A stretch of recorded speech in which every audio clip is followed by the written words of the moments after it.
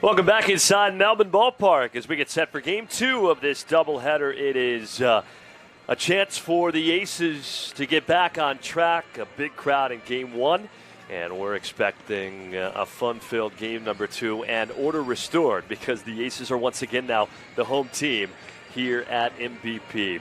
The Aces, the Giants right here on Aces TV. Michael Dixon, Ed Wyatt, the rest of our Sportscast Australia crew. And it's so quick in between these double headers.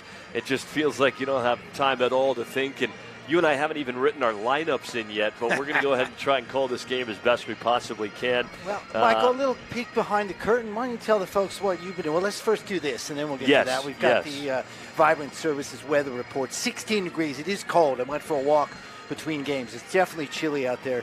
Humidity 61%, 26 Ks. The wind, you just never know about the wind.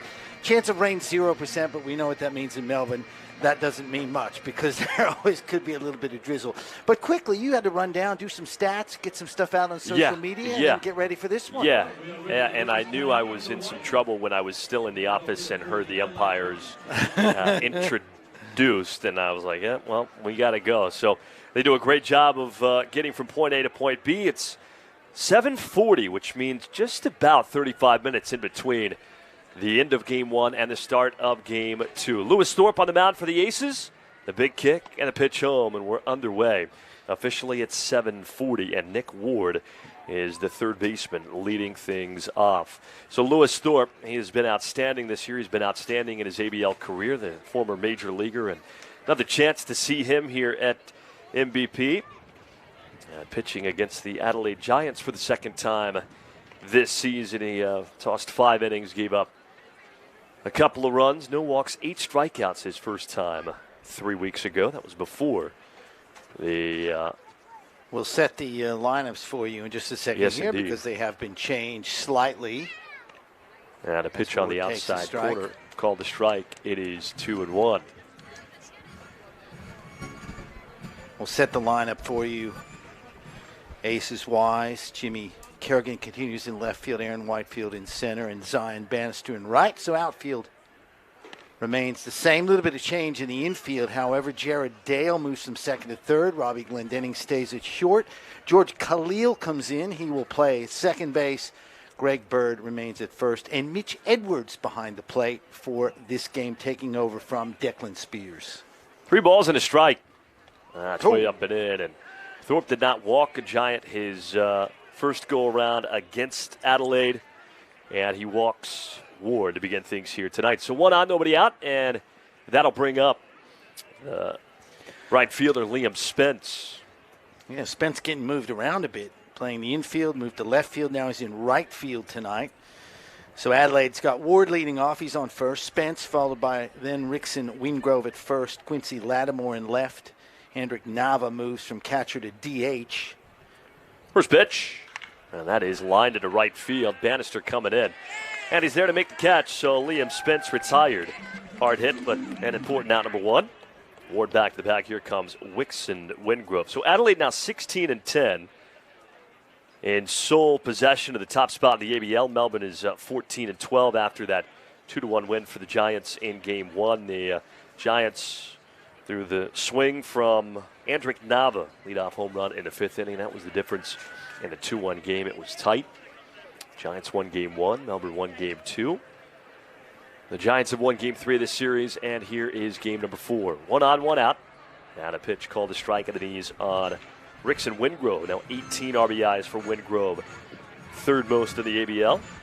First baseman batting 3rd. 305 hitter on the year. Big burly lefty. The Aces change uniforms. The Giants did not. Makes sense for the road team. Less laundry to do. No real reason to change if you don't have to. 0-1. It's fouled straight back. Nothing at 2. Very good point. Wingrove, of course, 2 hits in that first game. He's now 4 for 10 in the series, so he's on a bit of a tear right now. Quincy Lattimore looms on deck. We'll see Logan Wilkins for the Giants. He's 1-0 with a 3.92 ERA. The Aces get to the bottom half of the inning. 2 strikes, 1 out. Runner at first. And a big breaking ball missed low and outside from Lewis Thorpe. Well, Thorpe this year 1-2 with a 1.82 ERA. He has been outstanding. He's been really good, not just here, but in his ABL career. 4-4 with a 2.13 ABL ERA and 14 starts. Made it to the big leagues 3 different occasions with the Twins. Now 2 balls and 2 strikes. For Thorpe, he's given up in his last 2 starts just 4 hits. And that's across the 11 2/3 innings. But the problem for him, at times, the command has wavered. And we've seen the walks come in bunches. 3 times he's walked 1 or none. And 3 times he's walked either 3 or 4. Leadoff walk to start things tonight, and that is Nick Ward at first base. And now the count has run full to Ricks and Wingrove. This is a patient Adelaide lineup as well. Thorpe, 28 years of age from right here in Melbourne. 3 years with the Aces, 10 years professional. Making his 3rd start against Adelaide. There goes Ward. No, he doesn't. And Wingrove fouls it back. Would not have mattered, but Ward took off, then stopped about a third of the way to second base, and we'll do it again here at 3-2. Thorpe in his career 40-32 with a 3.86 ERA, 3-5 with a 5.76 in his major league career. That's 24 major league appearances and 7 starts for the left-hander. And right here in Melbourne. Middle infield hoping to turn 2. Here's the payout pitch. Skied towards left center field. Whitefield is back. The gap makes the catch, and there are 2 down here in the Adelaide second. So a good response, Ed, with Ward at leadoff walk, but Spence flies out, Wingrove flies out. Here comes Quincy Lattimore with 2 down. Runner at first, no score in the top of the first. Yeah, Lattimore struggling a little bit at the plate, 2 for 12 in the series. A couple of strikeouts in the first game tonight, so dangerous hitter usually, but struggling a bit.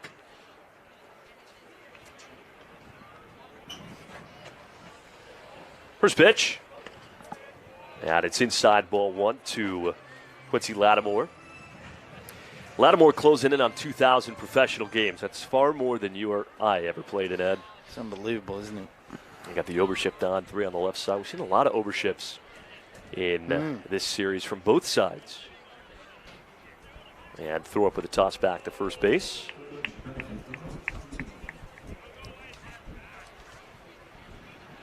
It'll be interesting tonight to see how the weather affects things a little bit. It is much colder than it's been the previous 2 nights. Saw that 16. It's only going to get colder, and it is very chilly out there. 1-0. Down the right field line. Bannister gives chase, but this is on top of the All-Star bar. It was chilly when we went down there, and yeah, you and I were meandering about trying to track down both lineups, and they weren't kidding about 30 minutes. Normally it's closer to 45, but I guess you have to keep in mind, with this being predominantly turf infield, you don't have to really doctor up much. You just have to drag the areas around the plate and the base, or each base, and then paint the lines again. It's ripped down the left field line, and fair ball. It rolls into the corner. Ward speeding up to third. He gets the wave. Relay to the plate. Close play, but it bounds away. Thorpe has to go chase it down. Lattimore with career double number 400 now at third. And it's a 2-out RBI double to make it 1-0 Adelaide here in the first. Well, we talked about wanting to see that double, and we've got a little bit of an incident here. Thorpe's not happy with something. Bench is clear. And this has been a very competitive series between these 2. I'm not sure what set it off, Michael, but you could see Peter Moylan in there and a couple of smiles in there on some of the players, so I'm not sure how insanely serious it is, but definitely some tempers fraying a little bit. Well, I think you wonder about the slide there from Ward at the plate. It was going to be a close play. Yep. The relay from Glendenning got away from Edwards, but I'm not sure that Edwards loved the slide. The umpiring crew trying to calm John Diebel down, as you can see at the bottom of the screen. Both teams go back to their respective dugouts. And now we got some more going over here. Glendenning is still going back and forth with somebody in that Adelaide dugout. I'm not sure who it is. Whoever he's chatting back and forth with has a hoodie on, so it's hard for us to identify. Aaron Whitefield trying to get in between Lewis Thorpe not very happy at all. Coolest man on the planet there, maybe Quincy Lattimore, although maybe not. I'm not sure. You can't really get a read on it. We'll have a look here. Well, here's double number 400 for Lattimore. Quite a hit. It's a shame it's overshadowed by the... Or was that a celebration of the 400th double? You don't think so? I don't think it was. No. Well, here's the play at the plate with the slide. And Ward got up limping a little bit. Edwards didn't have much of an issue. Lattimore at third couldn't really see anything from what we just saw. Now the umpires have to come together and discuss. Perhaps we might see warnings issued to both dugouts. Who knows? But some fireworks, to say the least, here at the top of the first inning. We do know Adelaide with a 1-0 lead, and Lattimore at third after the RBI double. He got 2/3 on what's going to go down as an error. There's got to be an error on the play, but the question is there any further punishment handed down from our four-man umpiring crew, which here in game number 2 of the doubleheader, Casey Cook behind the plate, Kenichi Umeki, the first base umpire, Kingo Iwashida is the second base umpire, third base umpire is Jeffrey Dunn. So the conversation is over. And actually talking to Chris they Adamson right now, the Adelaide manager, clearing a few things up. Now we're going to have a replay. Let's have a quick look here. There's that slide. So that's what I thought, maybe the flare-up. Yeah, I thought perhaps there was a flare-up there because I was looking down when the bench is cleared. But something clearly happened down off to our left. Now watch Lewis Thorpe in the middle. Like he's heading over. You can see Thorpe. And then somebody's running out. Thorpe kind of looks like the angry one there at the moment. Ricks and Wingrove right in the middle of that. There's Glendenning who comes in. Doesn't look like anybody's going to have to leave the game. That was a pretty good kerfuffle there, though. It was interesting because half the players were smiling and laughing, and the other half were actually kind of getting into it a bit. So hard to really get a read until we talk to some of the players after the game, Michael. We won't really be able to figure it out. But look, there's a little bit of an edge to this series, and it's been tight and it's been close, and these are two teams battling for that top spot. So, you know, there's a little bit of niggle, if you will, in this, and a little bit of tension. Well, through all of that, Lattimore at third. Again, he's got the RBI double. And Nick Ward scores. Double number 400 from Quincy Lattimore, followed up by quite the flare-up in front of that third base dugout. Here's Andrick Nava, first pitch. Swing and a miss on an elevated fastball from Lewis Thorpe. I just, for the life of me, can't figure out what happened. If it didn't have something to do with the slide at home plate.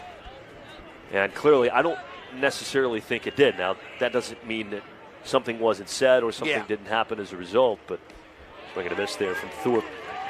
And he's ahead 2 strikes on Andrick Nava. But you're right, there's some animosity between these teams, competitive guys on the field, two very good teams going head-to-head. And also something to keep in mind, a lot of guys on each side of the diamond who know each other very well and have played a lot of baseball with each other over the years. Yep. Robbie Glendenning was right there in the mix. Ricks and Wingrove right there in the mix. Don't want to speculate. 0-2 with a line shot to left center field, down for a base hit. And Andrick Nava cashes in. So the beat continues for him. Another RBI in this series. Lattimore trots in, and the Giants have a 2-0 lead here in game number 2 of the doubleheader. 5 for 11 in the series. Nava is just absolutely tearing it up. So with 2 outs, man at first, 2-0 in the top of the first. Here comes Josh Altman, the shortstop. 200 batter on the nose. Yeah, he was sub 200, wasn't he, before he got that single in the opening game. Good crowd. Boy, they were treated you don't see that very often in this game. No, a full-on, wasn't quite a brawl, but it was a flare-up. And you know, when you're ranking bench-clearing flare-ups, the ones that rank the highest are the ones that include the guys coming in for the bullpen, which we saw.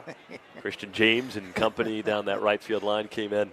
Well, you kind of have to, right? You have to support your guys. Of course. But if it's intense enough, lasts long enough for those guys to come, then you know it's quite the moment.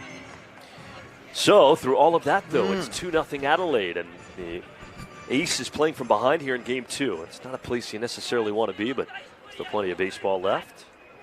Logan Wilkins on the other end for the Giants. 2-1. Fouled back by Altman.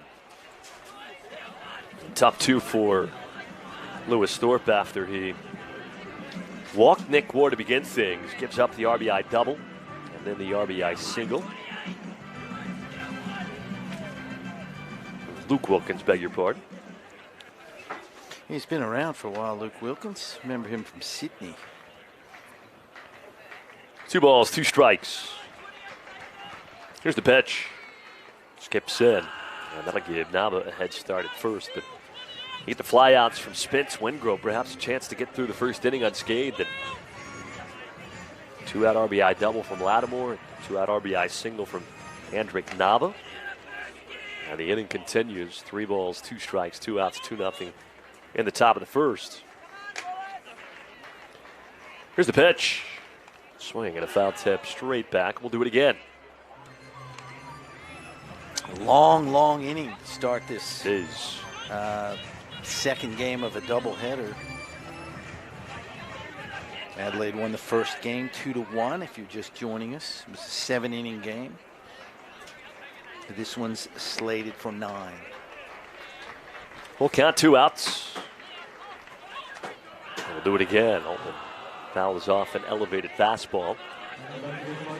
These 2 guys would have faced one another in the American Association a couple of years ago. Altman in Lincoln in 2022 and Lewis Thorpe in Kansas City. And Thorpe made 16 starts with the Monarchs that year. Kansas City and Lincoln met in the playoffs. 3-2. Payout pitch. Inside ball 4. That is one heck of a walk. Worked by Josh Altman. Second walk in the inning for Lewis Thorpe.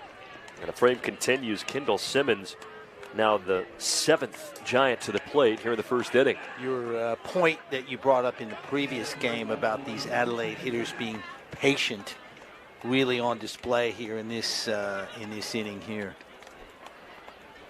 Great work there from Altman. And Thorpe's throwing a lot of pitches. Left-hander ready at the pitch. Fastball elevated. And taken for ball 1 by Kendall Simmons. 271 hitter on the year. A couple of home runs and 9 RBIs. In there for the 3rd consecutive game after he sat out game 1. Adelaide with a 2-0 lead here in the first inning. RBI double from Quincy Lattimore. Fireworks ensued after that. Then Andrick Nava an RBI single with Lattimore standing at 3rd. And again, you don't want to speculate as to what happened.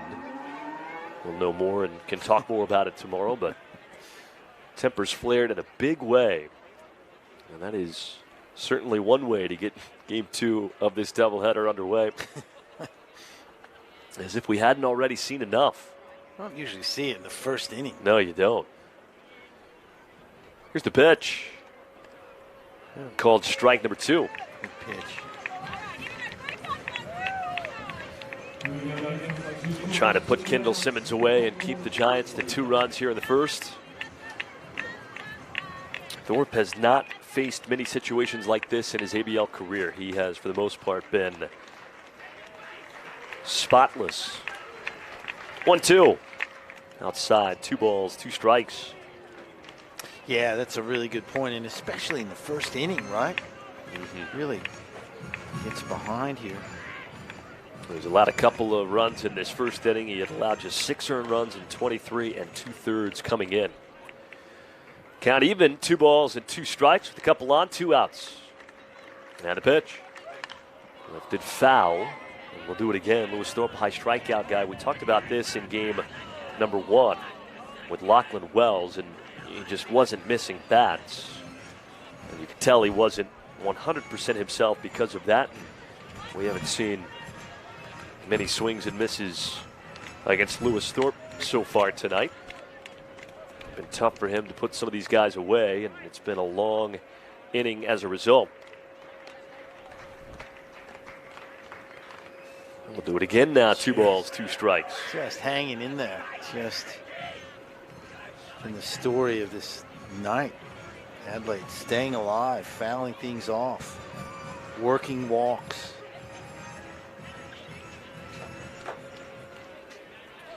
RBI double from Nava and an RBI single from, beg your pardon, RBI double from Lattimore and an RBI single from Nava. 2-2. Fastball high. The count is full. You just tell Thorpe in the first inning doesn't quite have that plus stuff. Yeah, it's a little bit of a worry, isn't it? As you said, a lot of baseball to play, but it certainly is not the Lewis Thorpe we're used to seeing.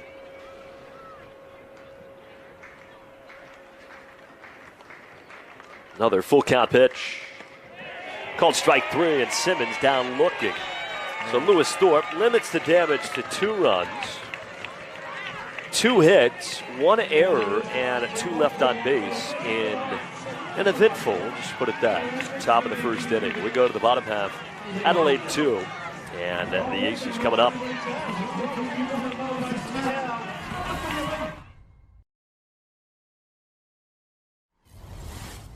At the Sporting Globe, we're a little different to other pubs and bars. We have more than just cooks, we have chefs. We have more than bar service, we have table service. We have more than specials, we have specialties. We have more than live sporting events, we have atmosphere. And we have more than customers, we have fans. It's more than a sports bar, it's a Sporting Globe.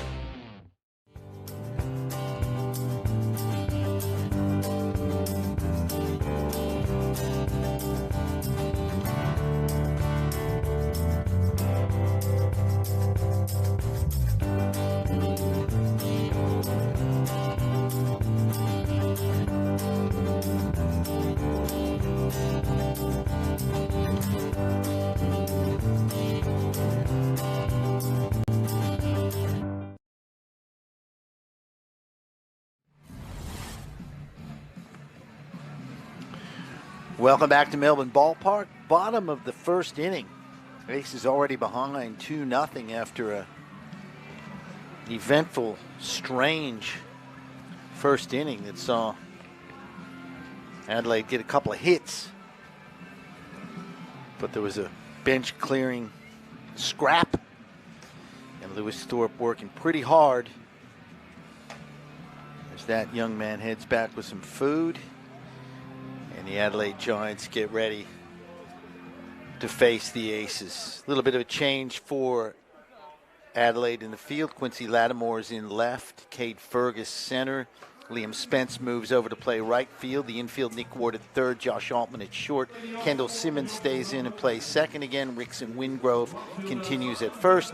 And Anthony Carrion is the catcher for this one. The pitcher, Luke Wilkins. If you know your ABL, you know Luke Wilkins. He's been around for a long time. This is his 13th season. He's played with Canberra, 1 season, 9 with Sydney, and 3 with Adelaide. Yeah, he's been around for a while. 1-0 with a 3.92 ERA across 5 starts this season. Zion Bannister in the leadoff spot. Let's see if the Aces can get going on offense. Trailing 2-0, as Ed mentioned. A lot happening in the top of the first. Run scoring aside.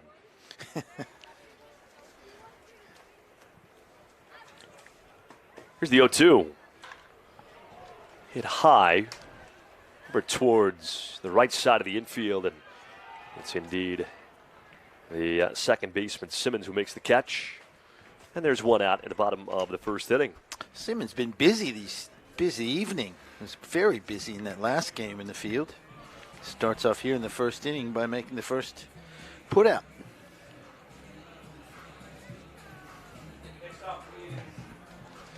That brings up Aaron Whitefield.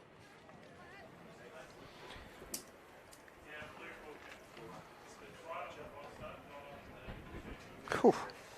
First pitch a little bit high for ball 1 to Aaron Whitefield. Emphasis on little bit. That looked pretty good. Not by much. No. There's a good look at Luke Wilkins, member of Team Australia for many years. And that time looking in a little curious where Casey Cook had that missing. So it's 2-0. 1 out. Nobody on base.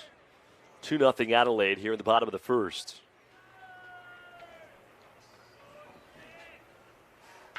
And that is ripped under the glove of the third baseman. That's Ward. Whitefield around first and into second with a stand-up double. Hard hit ball and Aaron Whitefield into scoring position. And the Aces with a chance to jump on the board here in the bottom of the first inning.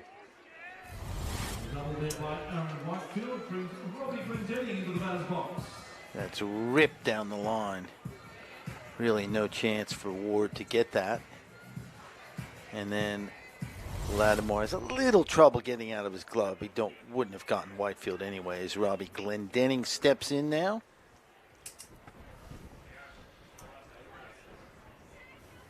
First pitch. Breaking ball, strike one. That clips the outside corner. Michael, if I've read our stats that we got from Phil Herden correctly, this is Luke Wilkins' 50th start in the ABL.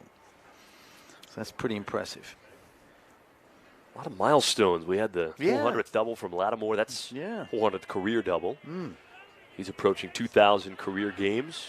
You've eaten your 50th hot dog of the season. That's a milestone. I just made that up. I have no idea how You've had more hot dogs than I have. 100% I have. You're right. But I'm approaching 50 chicken tenders. 1 strike and 1 out. Good pitch. Just a little bit high. Seems to be a hitter-friendly zone here in game number 2. Not every strike zone the same, but the guys just hope it's consistent. I still like that about baseball, I must admit. I don't mind the fact that it can waver a little bit. I'll think about 2. It's a game played on fields with completely different dimensions, too. I mean, baseball wavers in many ways other than just the strike zone. Yeah, I do like that about the sport. Whitefield has to dive back. Simmons was sneaking in there. Yeah, you could see that. And Wilkins kind of picked it up. They know they have to respect Whitefield's speed. Correct. 1-2. Stroke towards right center field. And a diving catch made by Spence. No, he dropped it. Now Glendenning to second. Whitefield to third. He had to hold up and hold himself on the base. And just does. The Aces have runners at second and third with only 1 out here in the bottom of the first inning. Well, Spence in a little bit of pain out there in right field. That was an awkward play. He's all right. We'll get one more look at it. It's an interesting thing. They've been moving around outfielders, right? He had it and then dropped it. He had it and he just didn't complete the process of the catch. So he's the third right fielder they've used because we've had Knight, McCardle, and now Spence. So some interesting travails in right field for the Adelaide Giants. Goes down as a double, and here's Greg Bird with a chance perhaps to tie this game. Big swing and a miss, 0-1. 2-0 in the bottom of the first. Spence had that catch until I think his glove hit the grass, and that's when it popped out. Here's the 0-1. Hit high in the air, down the left field line. Lattimore giving chase, but that is out into the left field corner and foul, 0-2. You can drop the ball, I'll put that in quotation marks, if it's in the process after a catch of a transfer to your throwing hand, but you can't get credit for what just happened with Spence, where you have it, at least from what I saw on the replay, you have it, and then when your glove hits the grass, it pops out. Yep. Here's the 0-2. Just inside. And Wilkins cannot believe it. Yeah. He's having words with the home plate umpire, Casey Cook. He's had 2 or 3 very, very close calls that were looked like strikes that were called balls. So I can understand his frustration, I'll be honest with you. But nothing you can do about it, right? Can't change it. Well, Greg Bird will take it. Shift on for him. 1-2. ripped foul. That was a breaking ball to the inside corner. We'll do it again. The ball in 2 strikes, 2-0 here in the bottom of the first. You've got Aaron Whitefield at third, Robbie Glendenning at second. A couple of doubles in this inning, and somehow, especially with a guy like Aaron Whitefield, wasn't able to score because he had to make sure that Spence didn't make that catch. And it looked like he had made the catch until he rolled over, and we all realized that the ball was lying on the grass. Here's the 1-2. Hit high towards right center field, plenty deep enough to score Whitefield. Spence makes this catch. Whitefield scores. Greg Burr with a professional at bat, the sacrifice fly. And the Aces are on the board, 2-1 here in the bottom of the first. Yeah, great hitting from Greg Bird.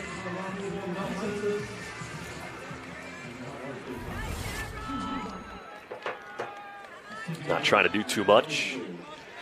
Though I do think Wilkins let that hang up just a little bit more than he would like against a hitter as good as Greg Bird is. The Aces are on the board, and it's 2-1 here in the bottom of the first inning. Runner at second, or a runner at third with 2 outs. Tying run 90 feet away here is Darryl George. Darryl with 5 home runs among the league leaders. 3 shy of setting the all-time franchise record. There's a nice wide shot of the ballpark. Sun just kind of hanging around. It's pretty cold, 16 degrees at first pitch. Here's the 0-1.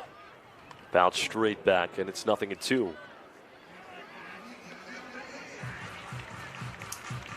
Good response here from the Aces to get that 1 run back. Another one here to tie it would be even better, obviously, but good signs early.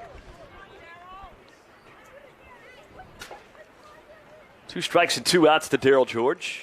Wilkins is ready. Kicks and deals. Grounded, left side, tough play. Well made by Altman. Long throw. Goodness gracious. That's an outstanding play from Josh Altman at shortstop. Takes a base hit away from Darryl George and prevents the Aces from tying the game here in the bottom of the first. And you believe in the old adage that a run saved is as good as a run scored. Well, that's a big play in the first. 1 run for the Aces, but we go to the second with Adelaide on top 2-1. Oh, we've been there for every game of 4 and 25. When Meatloaf overcooked it and Gregan saved that try. When Brownie takes one for the team and Bradley skated by. This golden crusty pastry watched as Taylor kick the sky. When Ben Simmons makes a 3, we give a big high five. What future sport looks like just won't be run without a pie. Oh, what a lovely pie, me mates are 4 and 25. Oi!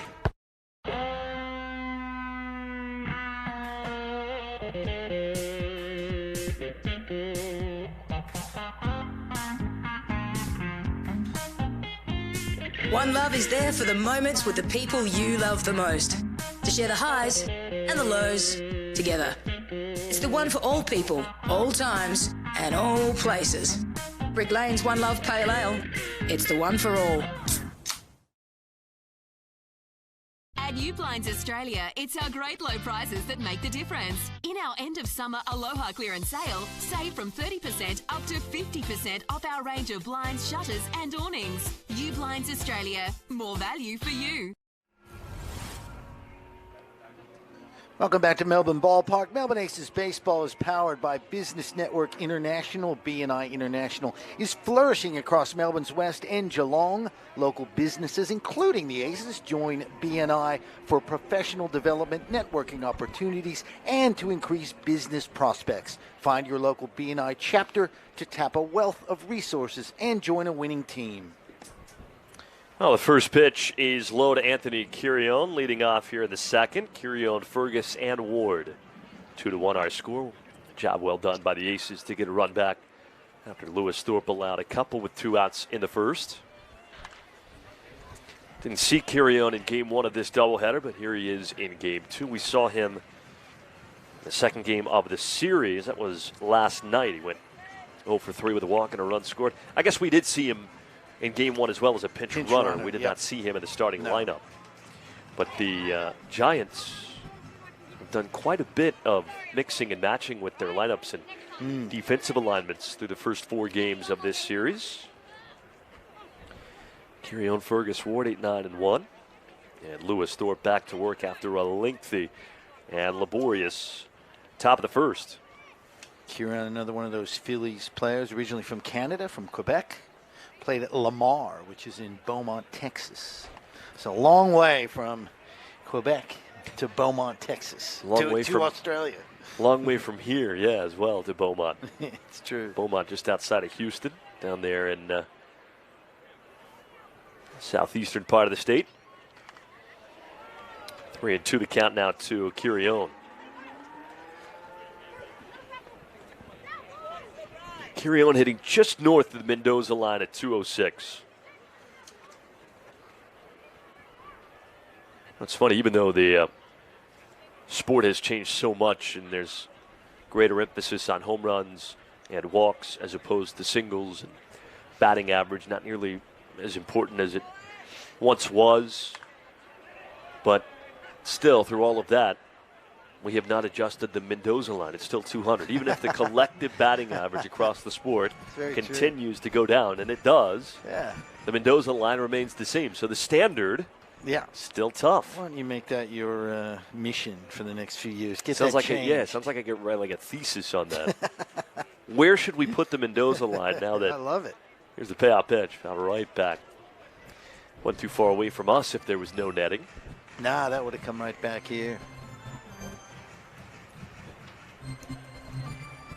Wind really picking up. I'm looking at the trees out in right field particularly, really blowing. 2-1 here in the top of the second. Lewis Thorpe facing Anthony Kirion.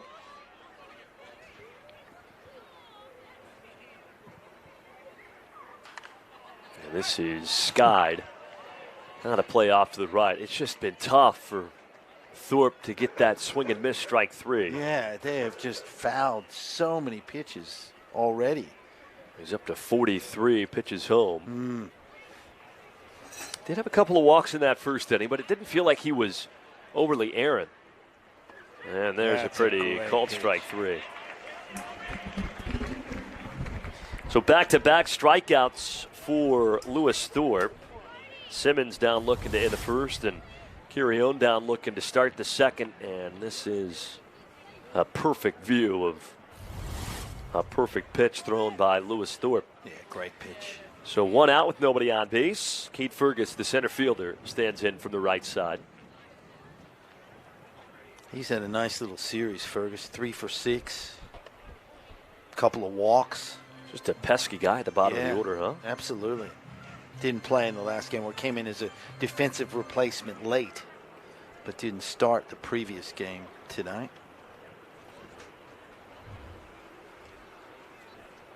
Here's the pitch. Hit a mile high in the air. Dale drifting over. I think that's out of play. It is a rare ball that is popped foul in this ballpark that stays in.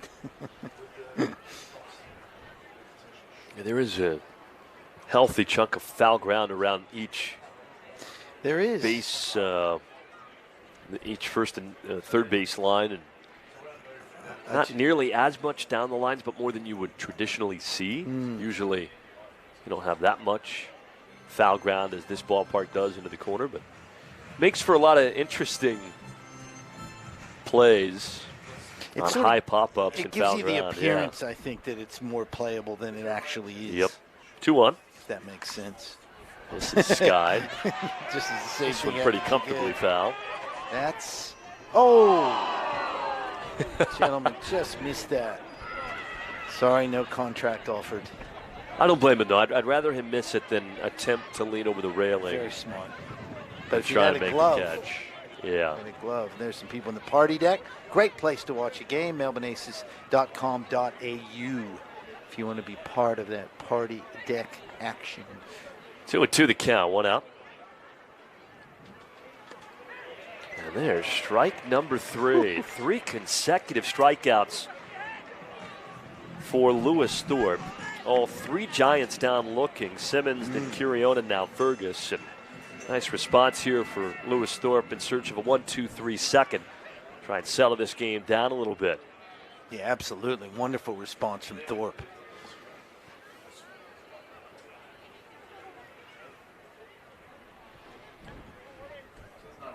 Two outs, nobody on. Here is Ward. And he rolls this to Khalil. Easy play for George. 3 up, 3 down, 4 straight retired by Thorpe. We go to the bottom of the second, and the Giants lead by 1.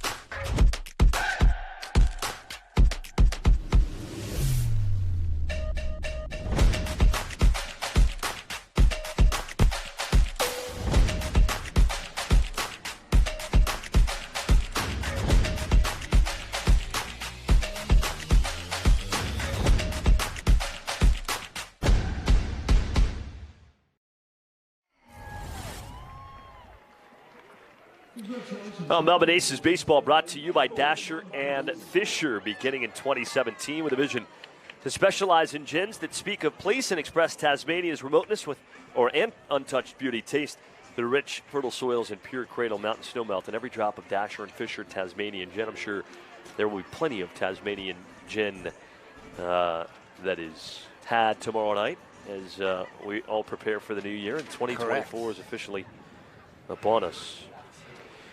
We go to the bottom of the second. Good work done by Lewis Thorpe. 3 up, 3 down in the scoreless top half. 2-1 Adelaide on top. And Jimmy Kerrigan will lead things off. He's due for one. 0-7 to start his Aces career. Took the words out of my mouth, Michael. He's had some hard hit balls, and you can tell he's been a free swinger trying to get on track here down under. So 1 ball, no strike count to him leading off here in this second inning. Kerrigan, Dale, and Edwards, 6, 7, and 8. Be frustrating, wouldn't it? You'd want to get that first hit. I think, too, the dynamic changes in the ABL because, and there we go, Ed. Not 1, but now 2. You're going to have to leave them. Don't try and get them. Just leave them. Is that Mr. Ed talking to? There's a ground ball just fell outside of third. Anyways, in this league, everything happens so quickly. As you know, we're already past the halfway point. In fact, we're very quickly approaching the final 25% of the ABL season. And so you join in round 7. You really want to get going because you just don't have that much time before you get to the most important games of the year. And obviously, the playoffs upcoming in early February. Both these teams figure to factor in. We talked about that last night.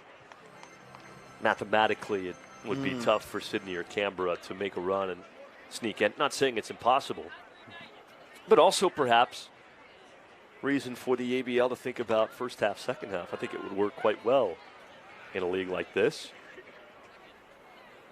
First half of the year, 20 games. Second half of the year, 20 games. First half champion gets a spot. That's how most of the minor leagues do it in the USA.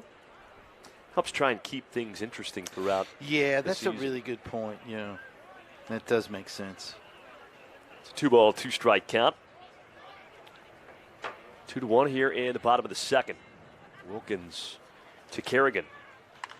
And he fights this off. That's a very good point. I wonder if they'll look at that. Some soccer leagues do that too. The Argentina League has that apertura and clausura, the opening part of the year and then the closing, which is very similar. I think they crown a couple champions there. I don't think they have a playoff, but very interesting. 2-2 skied out towards center field. It sends Fergus back, but backpedaling makes the catch, and there is now 1 out here in the Melbourne second. Some people say, too, with the second half not meaning much for the first half champion because you're already in, and so that could be somewhat problematic. But I think it's probably better for a really good team to not have games as important as opposed to a team that really struggles. And in this league where you only get a handful of weeks to try and right the ship if you get out to a slow start, just like Canberra and Sydney. And Canberra's been playing quite a bit better lately. I mean, good example on Thursday night when they shut out Perth 8-0. We all looked at it and said, good for them, but it didn't really mean a whole lot, I don't think, in the landscape of the league. But if you had a team trying to get going in the second half of the year, those kind of games will raise some eyebrows. Maybe you come back next year as the commish. I don't think I'd be very good at that. I'm not really good at many things. That's a good idea, though. I'm good at envisioning a lot of things, but you're an ideas guy. The execution just isn't very good. Well, you let someone else do the execution. You come up with the ideas.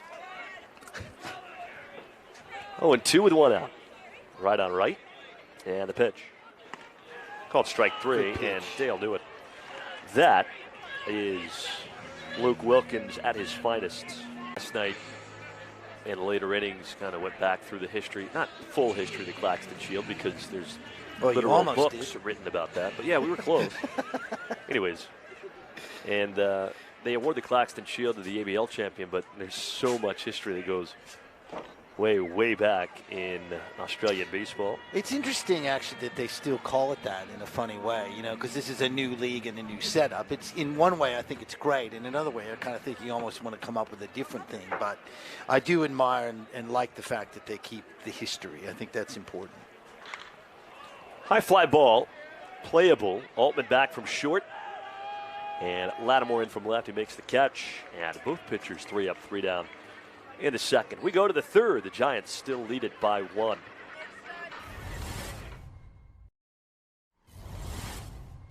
When enjoying a punt, easy does it with Punt 123. Punt123.bet is your home for all your punting needs with same race multis and same game multi options, including daily promotions on all the major sporting and racing events. It's punting made easy.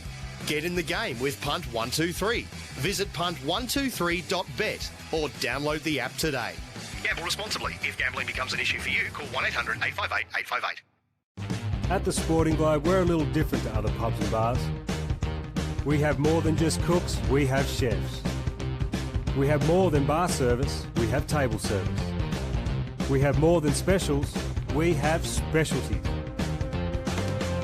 We have more than live sporting events, we have atmosphere.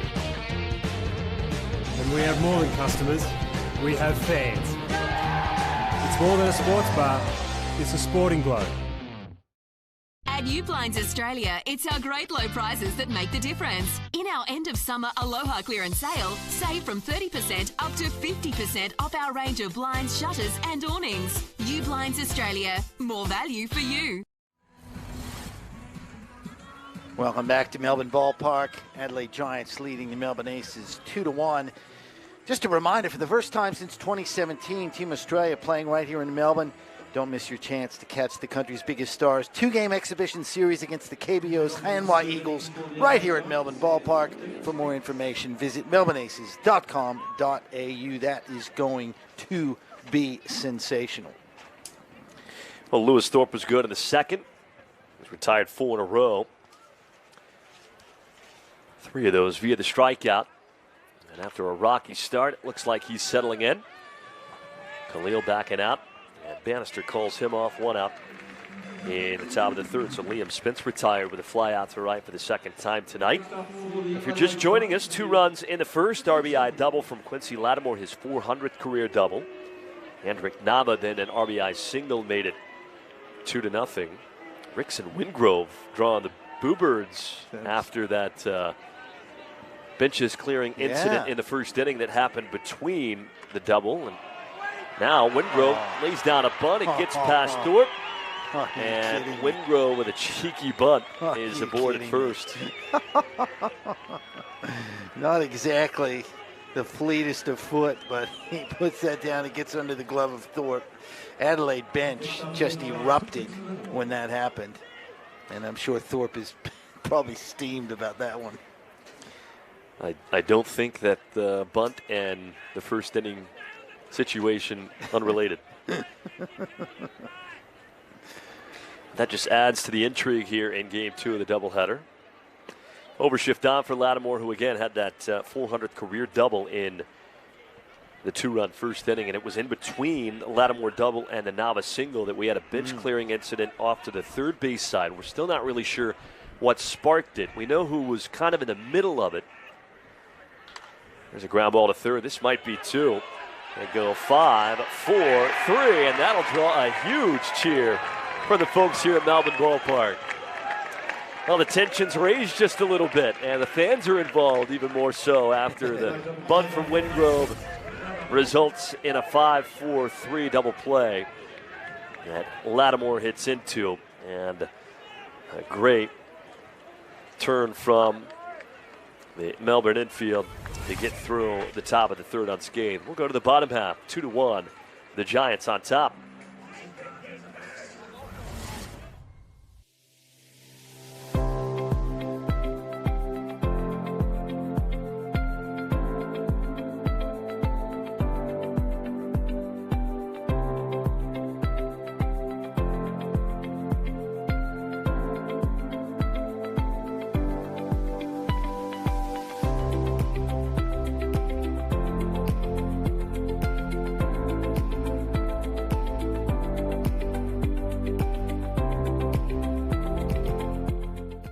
All-Star Access Hire are your access equipment specialists.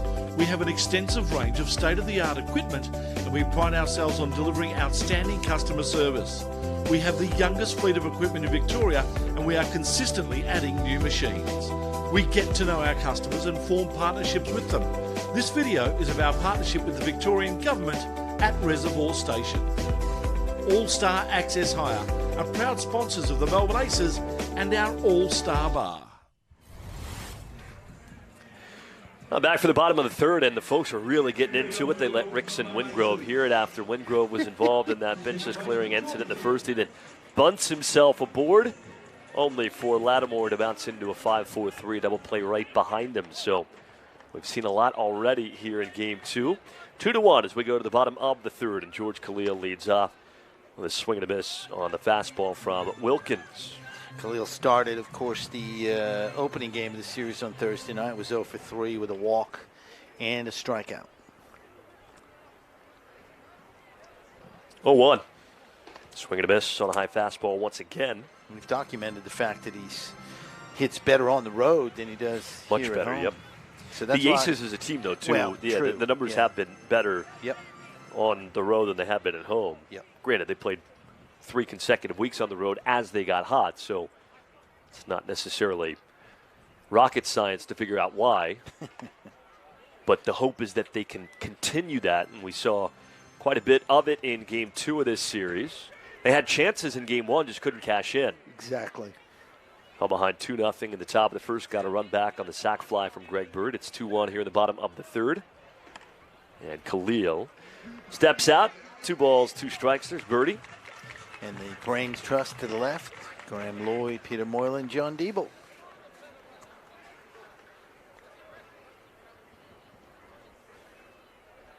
And now the 2-2. Grounded foul. Do it once more. 2 balls, 2 strikes. Khalil Bannister Whitefield. That's 9-1-2 in the Melbourne lineup for game number 2 of this doubleheader. Game 4 of this series. Game 5 tomorrow afternoon. 1 o'clock, the first pitch will be on the air, probably about 12:50 with your Brick Lane Brewing Company pregame show. 2-2. And he can't check his swing on a ball in the dirt. Picked up by Kirion, and Khalil strikes out. Wilkins has his second strikeout of the night. And it's the first out here in the third. How are you ringing in the new year, Ed? Going over to good friends. Do they know the party? games tomorrow afternoon, or did you tell them it was 7 o'clock? I think I've told my wife 3 or 4 times, but she still thought it was at night, because it's been night the last few years, and I usually join the party late. This time I'll be there early. You joked you might just go ahead and say it's night. Just say it's night, so I have a little more time on my own. No, I'll be there. It'll be a lot of fun. Very low-key. And normally if the weather's good, my son jumps in the pool at 11, right at the stroke of midnight, says Happy New Year. I film it, send it back to my friends and folks in the States and go, it's already the new year. Things are fine. It'll be okay. 0-1. A little bit low. That was weird for me, being over here for the first time. Yeah.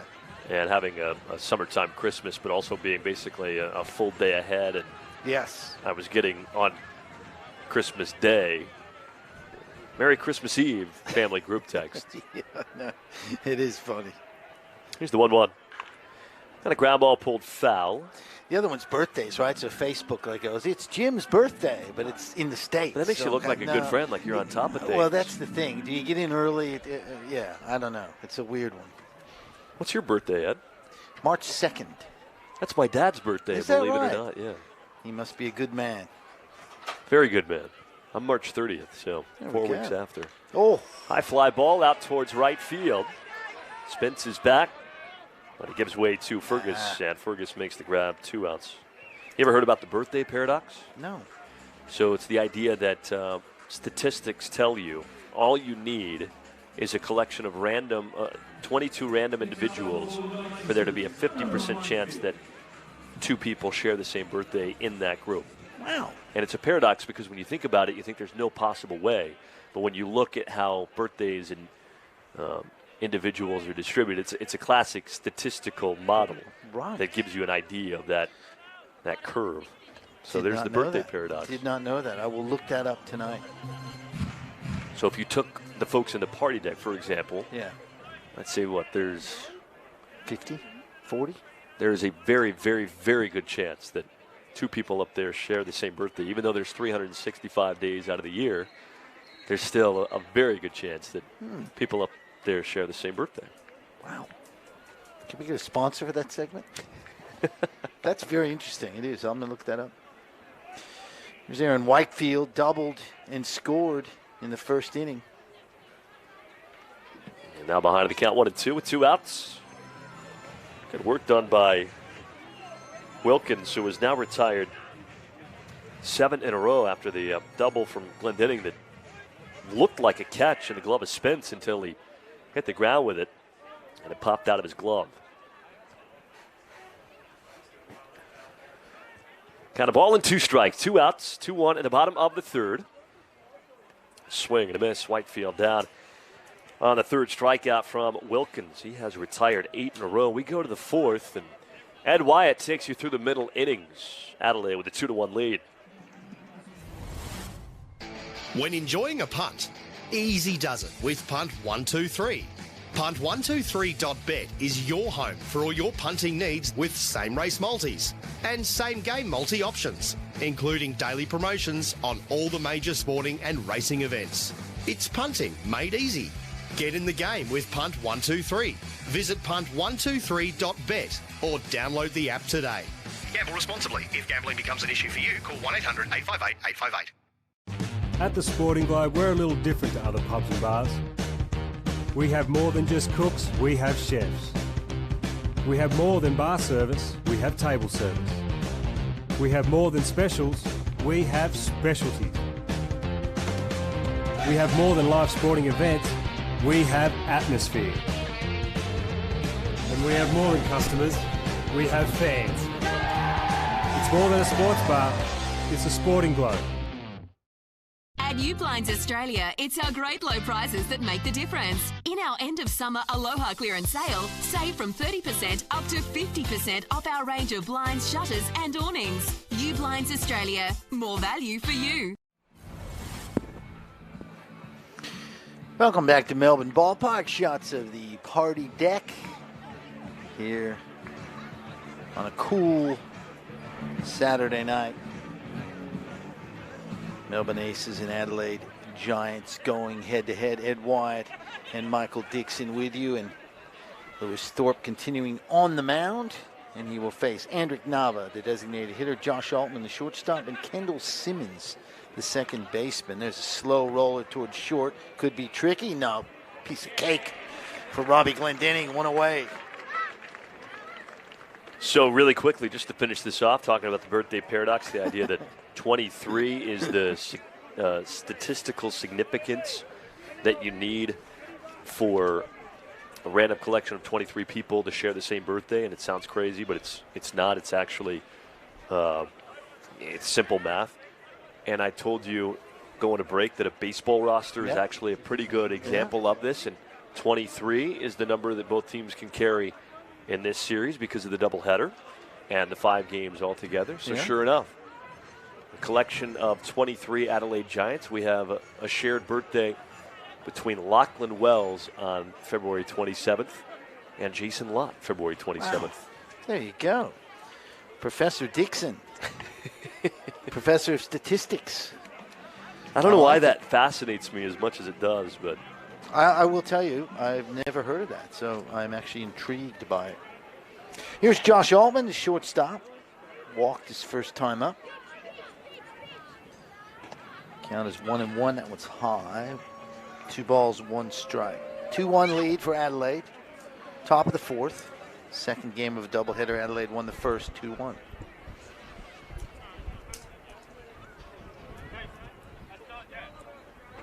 And we got away from Thorpe. Count moves to 3-1. No action in the Aces bullpen yet.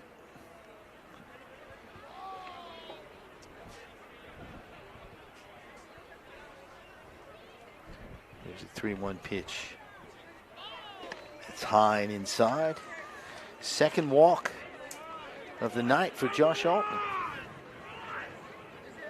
Yeah, Josh has always been a patient hitter too. As much as he does swing and has power, he's very patient. Over 2 years when I watched him in Lincoln, and he was patient with Chicago Dogs this past year. He and so many of these Adelaide hitters have been patient, and that's why Adelaide has the best on-base percentage across the league through the first 6 weeks. It's certainly been a theme tonight, that's for sure, as Kendall Simmons steps in. He struck out looking in the first inning. Simmons 1 for 7 so far in this series.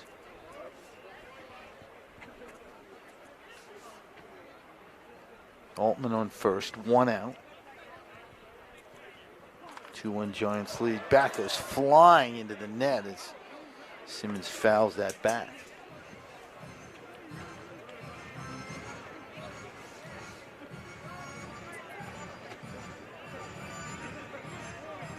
Thorpe settling in after that crazy first inning. Saw 2 runs, 2 hits, bench clearing, scrap. It's fouled off. 1 ball, 2 strikes on the second baseman. He's been pretty good in the field.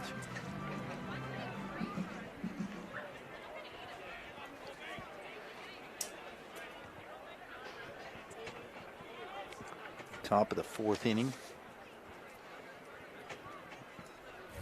Thorpe the lefty, the Simmons the righty. Runner going. It's hit to first. Bird can't make it to second. We'll go back and tag first for 1 out, but would have been a good double play ball, but Altman was moving, so he'll sit on second, and there will be 2 outs. Big moment right here. You want to keep this a 1-run game as best you can. Thorpe has not had his best stuff, but he has gotten better as the night has progressed. And after the 1-out walk to Altman, you induce the ground ball, can't turn 2. No. But you do have a chance to get out of the inning unscathed now with 2 outs. Base hit on the flip side could restore Adelaide's 2-run lead. This is Anthony Carrion, the catcher. Struck out looking his first time. That was a 3 in a row there. Simmons, Carrion, and Fergus all struck out looking in the first and second innings. Carrion still looking for his first hit in the series. He's had 4 at-bats plus a walk. That's another ball. So quick 2-0 count on Anthony Carrion. Yeah, Thorpe just battling a little bit tonight. Not that sort of lights out Thorpe that we've seen. But he's only given up 3 hits and 2 runs. There's a swing and a miss. Yeah, it's what you're able to see a little bit more of. Indeed. He does have 3 strikeouts, but all 3 of them are of the looking variety. Yep.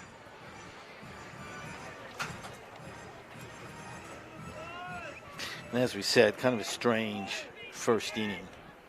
After that, he has settled down a bit. Considerably, in fact. Here's the 2-1 pitch. Fouled back.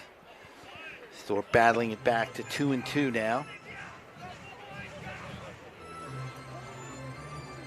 2 outs. 2 balls, 2 strikes.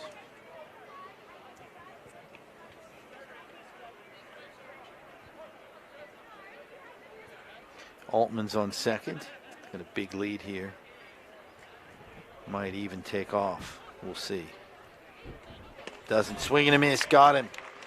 Thorpe, good work. Gives up a walk, but that's about it. Gets out of the inning. No runs, no hits. 1 man left on base. We'll head to the bottom of the 4th inning. Giants still lead the Aces 2-1.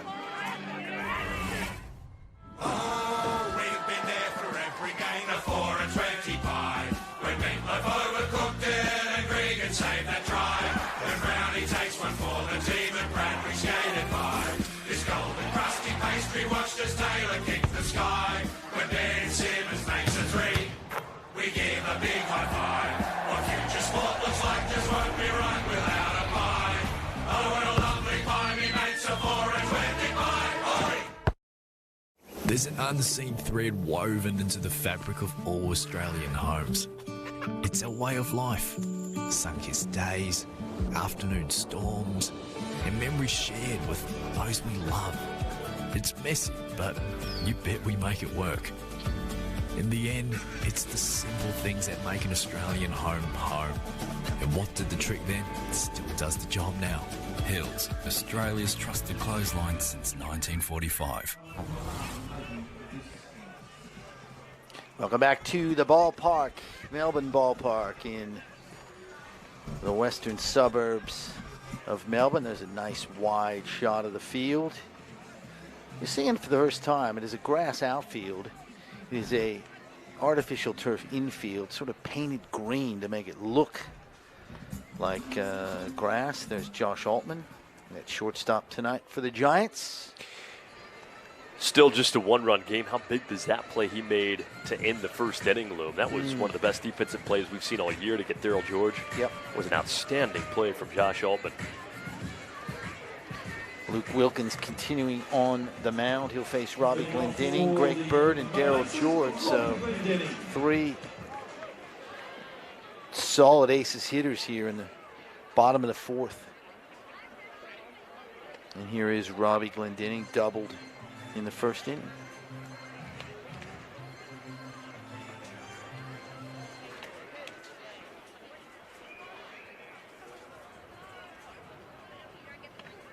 Good inside pitch. Strike 1. 1-1.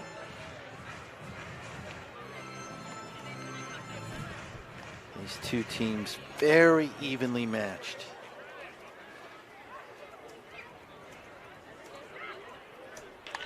That's hit into left field. That's going to drop for a base hit. Glendinning, 2-hit night.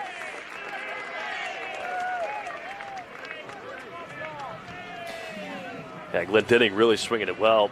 The walks were there. The OPS was there too. He was among the league leaders in OPS coming in. He had 2 hits in game 1 of the doubleheader, 2 more hits here tonight.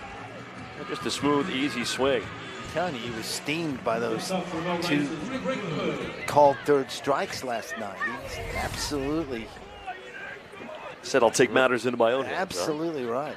And here's Greg Bird now. He's going to lay down a bunt. It's a pretty good one. And Wilkins had a little trouble fielding. We've seen some really good bunting in this series. Who would have figured coming into this would be the bunting series? Yeah, that's a great bunt from Greg Bird. You see some daylight with the third baseman back, squares it. And Wilkins, if he fielded cleanly, I think had a chance to get Bird, but it's still such a difficult play for him to have to make coming off the mound. And so now you got 2 on with nobody out. I don't think they'll ask Daryl George to bunt, but perhaps crazier things have happened. I never know. In this series, maybe they will.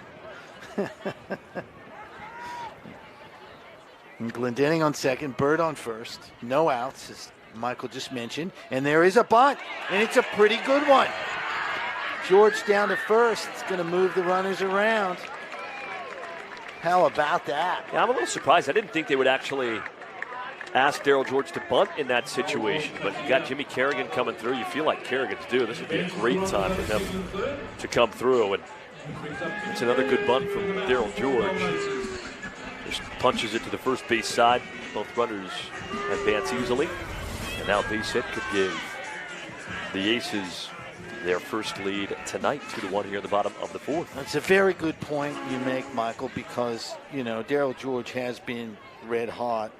Jimmy Kerrigan sort of struggling to find his feet here, but this is a good opportunity. The shift's going to get him there. We'll score a run, however. Shortstop Altman playing right at second base. Ordinarily, that's a hit, but it does score a run. Yeah, it's small ball from the Aces. You get the single from Glendening, then the bunt from Bird, 2 on, nobody out. Get him on, move him over, get him in. That's exactly what Melbourne's done here in this fourth inning. Yeah. The game is tied at 2. And the slate is clean. Here's Jared Dale, and Jimmy Kerrigan picks up his first RBI, even though it's not a hit for him. Still has to feel good. And you do what you're looking for in that situation. Just put the ball in play in a spot where there's no chance for them to make a play at the plate. Simmons thought ever so slightly perhaps about it, but ends up just tossing to first and Kerrigan with the RBI to tie the ball game. Good fastball, but it's inside. 1-1. Dale with a strikeout his first time up. Yeah, good work cobbling together a run there for the Aces.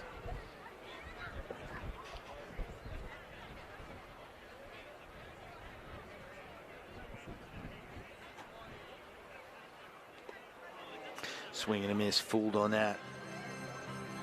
1 ball, 2 strikes. Especially big, too, when you ask a guy like Daryl George to lay down a bunt. True.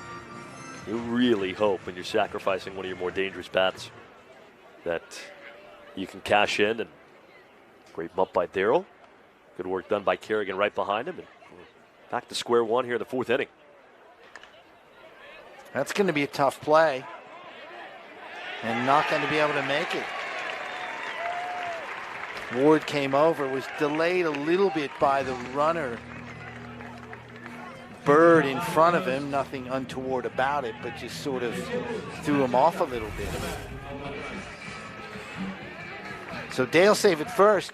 Bird makes it to third. Third hit of the inning.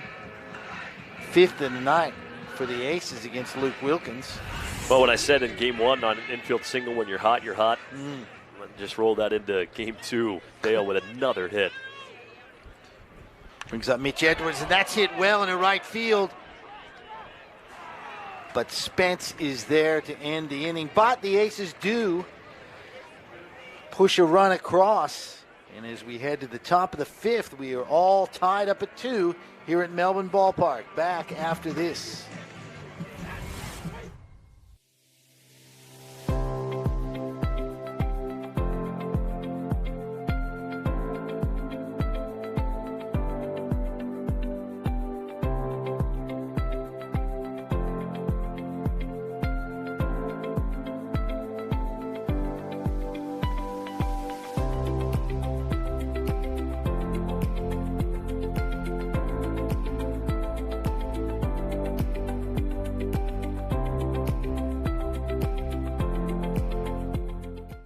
All-Star Access Hire are your access equipment specialists.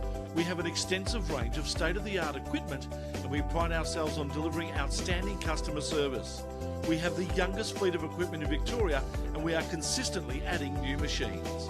We get to know our customers and form partnerships with them. This video is of our partnership with the Victorian Government at Reservoir Station. All-Star Access Hire are proud sponsors of the Melbourne Aces and our All-Star Bar.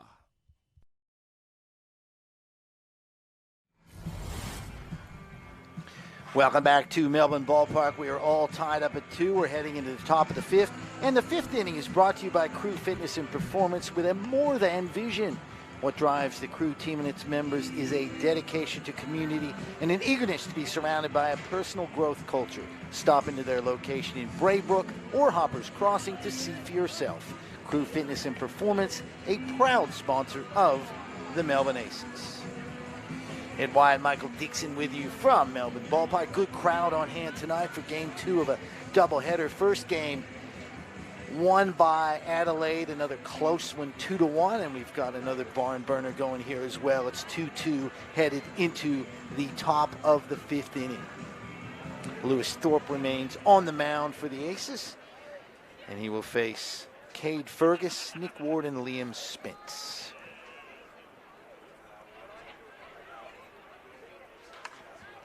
Fergus fouls that one back and out of play. He struck out looking his first time up. Very well done by the Aces to battle back and tie this game up. And now it's anybody's as we venture into the middle innings. Yep. 2 from Adelaide in that very tense first inning. The Aces got one back in the first, one in the fourth, and 2-2 as we play in the 5th. That pitch from Thorpe a little bit low. 1 ball, 1 strike. Fergus, Ward, and Spence for the Giants.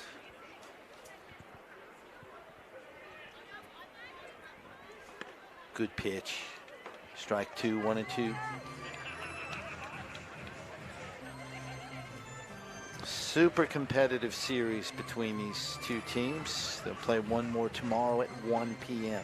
Yeah, it just felt like a series between 2 really good teams, right? Yeah, absolutely. That's inside, ball 2, 2-2. Yeah, where 1, 2 little things just sort of changed the course of it. Home run, an error, a clutch hit, pass ball, those sorts of things.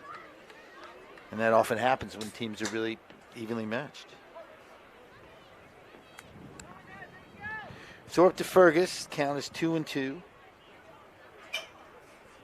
Got him on a breaking ball, fooled him. Nice work, 4th strikeout of the night, or 5th, I believe. Yeah, number 5, Yeah. and they've all come in bunches. He's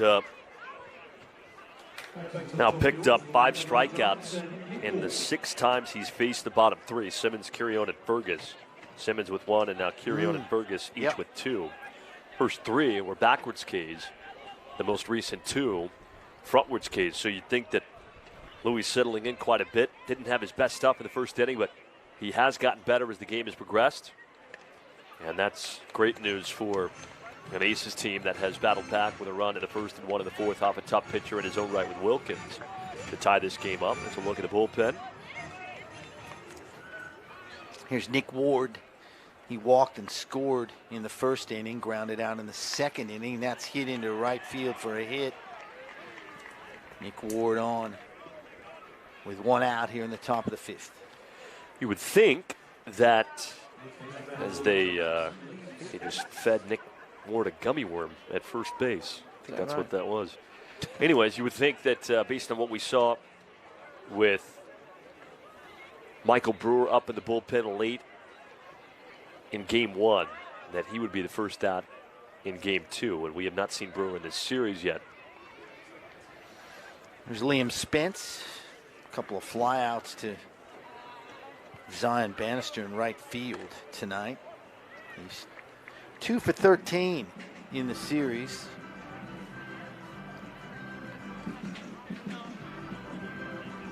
First pitch is a strike. You can see the sky there.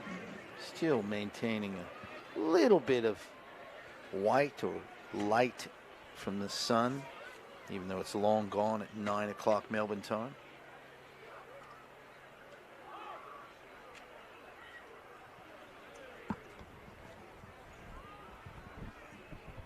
Ward on first after that single. Spence at the plate. Rickson Wingrove, fan favorite, on deck. 1 out.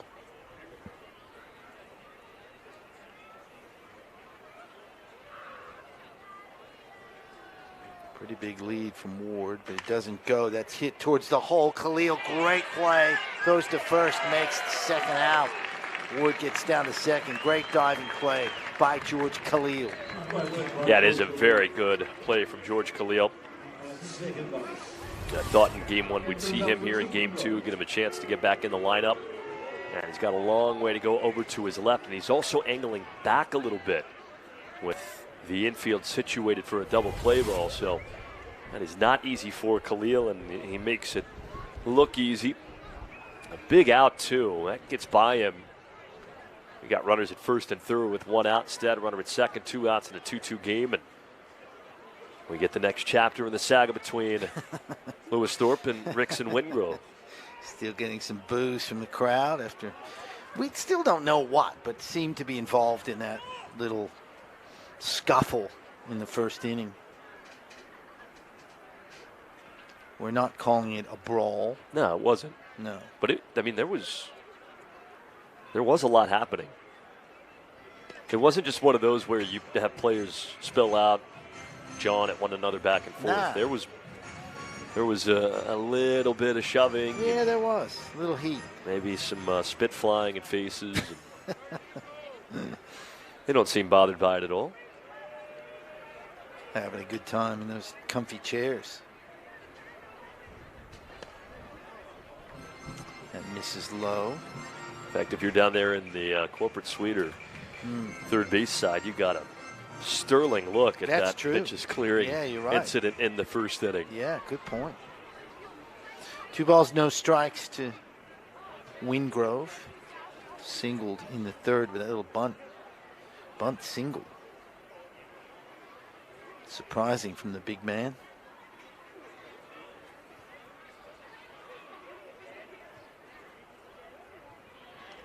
But it gets past the catcher Edwards. And I think it might have gone into the Aces dugout. No, I'm not sure anyway. Ward moves over to third, so closer to scoring. So now it's imperative that Thorpe get Wingrove here.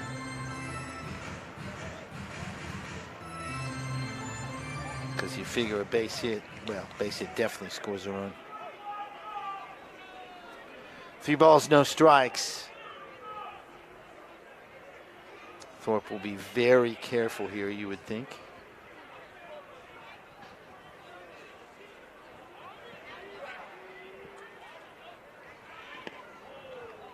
Gets the walk. Yeah, not the worst situation. No. A walk of Wingrove, that sets up runners on the corners now. Huge moment in this game. With Lattimore stepping to the plate, hit his 400th double to open the scoring in the first inning and rolled into a 5-4-3 double play in the third.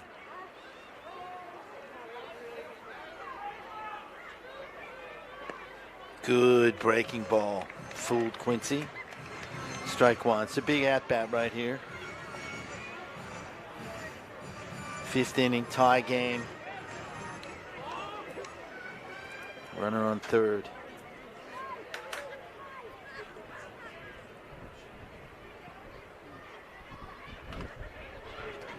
Fouled away. Strike 2. 2 quick strikes on Quincy Lattimore.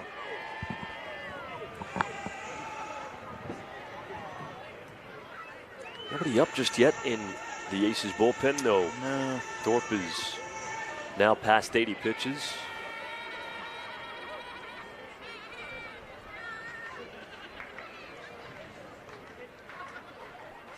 Oh-2 pitch. Ooh, nice block by Edwards there on a pitch that was low.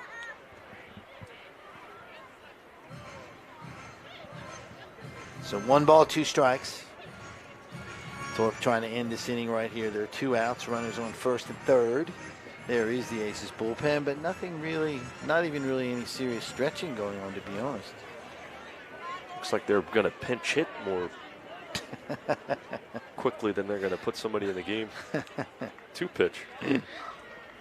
Here we go. 1-2 pitch. Thorpe to Lattimore. Just missed inside. 2-2.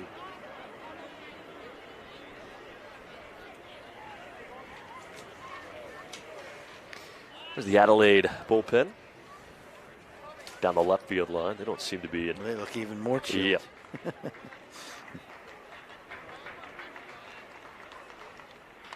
It's a little slow grounder. This is going to be tough. Quick throw over. That is a fantastic play. Holy moly. I thought that was going to be one of those slow rollers. I mean, that's a major league defensive play. Slow roller, fast runner, absolutely perfect from Jared Dale, who doesn't play third all that often with this Aces team, and yet it makes a play like that. Some stellar defense on both sides to keep runs off the board. Great stuff. We'll be back with the bottom of the fifth after this, tied at 2.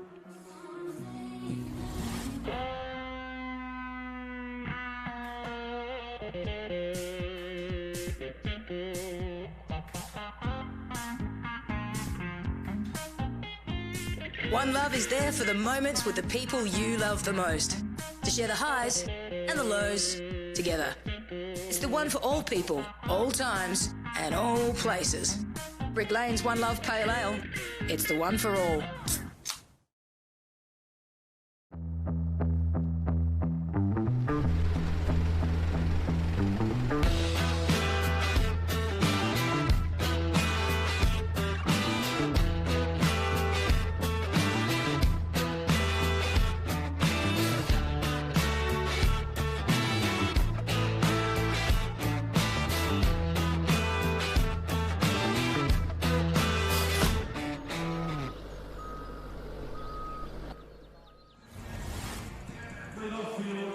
Back with you at Melbourne Ball Park. We've got a good one here, 2-2 between the Melbourne Aces and the Adelaide Giants. Luke Wilkins still on the hill for the Giants. Here in the bottom of the fifth, he'll face George Khalil, Zion Bannister, and Aaron Whitefield.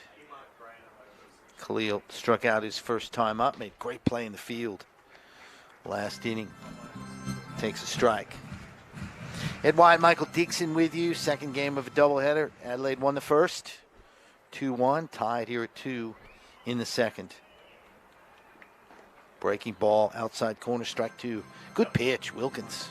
Yeah, a couple of things in this game. Give Lewis Thorpe all the credit in the world after struggling through that first inning. He's gotten through 5 innings, allowing just the 2 runs. It sure looks like he'll be back out in the 6th. And give the Aces credit, too, for being patient. Khalil down on strikes. But for being patient, getting a run back immediately in the bottom of the first, and then not trying to do too much in the 4th. I know it might be frustrating for fans to watch 2 on, nobody out, some big hitters coming through, and Darryl George lays down a bunt, but just trying to do what you can against Wilkins and get those 2 early runs allowed back. They've done that, and it's anybody's game here as we cross the halfway point into the bottom of the 5th inning. Here's Zion Bannister, the leadoff man. Popped out to second and flew out to center. Zion 3 for 12 in this series. Swing and a miss. Wilkins done a very nice job here. He's allowed 5 hits. 2 runs. He struck out 4. He's been pretty consistent. It's popped up, maybe playable, but no. What do we say? Normally when it floats down that way, it's out of play. So 1 ball, 2 strikes to Zion Bannister.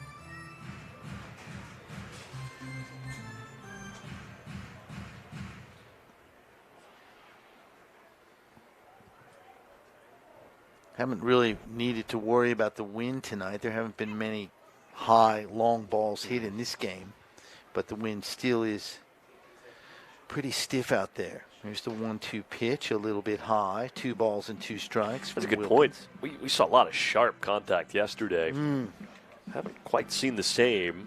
There's a look at one of the flags flying. Yeah, look at those trees as well. Here's a 2-2 pitch from Wilkins to Bannister.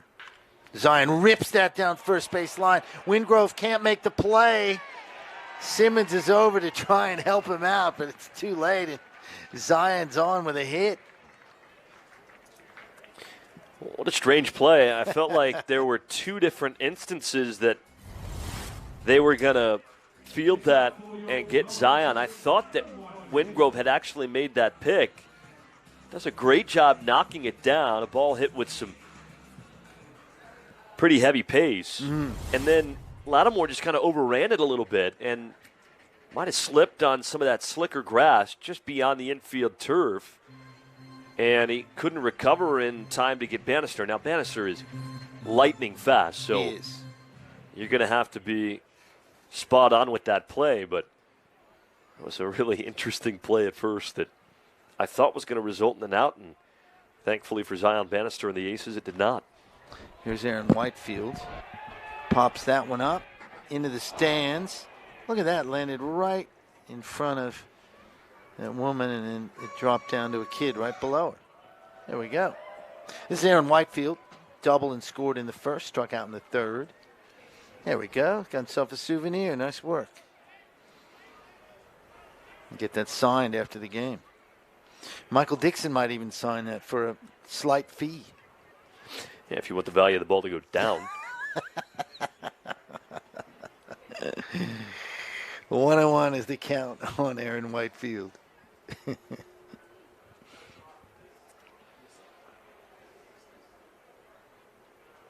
Quick throw back.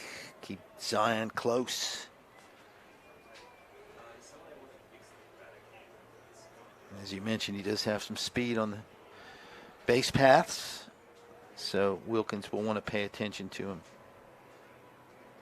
This is grounded down third. That's going to be a play at first only. Good throw from Ward to get Whitefield. Bannister does move down to second. We got 2 outs. Yeah, it is a really good play. It's a tough one for Ward coming in. And, for those of you who might remember watching the Oakland A's at the old Oakland Coliseum, I say the old Oakland Coliseum, soon to be the old Oakland Coliseum, and you remember the football field that they had during September games because they shared it with the Raiders, and first and third base are 40 yards apart. Plays like that just put into perspective how good these guys really are, because after Ward made that play, which wasn't necessarily easy to begin with, coming in, grabbing on the backhand, he then just fires a missile across and plenty of time to get a fast runner in Whitefield. Yeah. So it's a play that Nick Ward makes look very, very easy. And off the bat, I thought it was a chance for Whitefield to beat one out. There goes Zion. Throw down to third. He's under it, I think. No, he's out. I went early with the call. I thought he'd beaten the tag. But he's thrown out, stealing. And that'll end the inning. The Aces get a hit, but no runs. And we remain tied at 2 as we head to the top of the 6th inning. Aussie gardeners are best served by Aussie tools, built specifically for our unique environment and conditions. Back in the 1890s, Leonard Chambers and William Thompson started a beekeeping supply business in Melbourne. Little would they know that their company would go on to change how Australians garden for well over a century. Cyclone is ingrained into our country's history and our way of life. Our tools are long-lasting and purpose-built for hard work. We've been making quality tools for over a century. They last that long, you can hand them down to the next generation. Good, quality, honest product that the Australian people have grown to love. It's not an Aussie shed without a cyclone. My biggest takeaway of being here for 34 years is just a sense of pride in the product. Australians buy good products.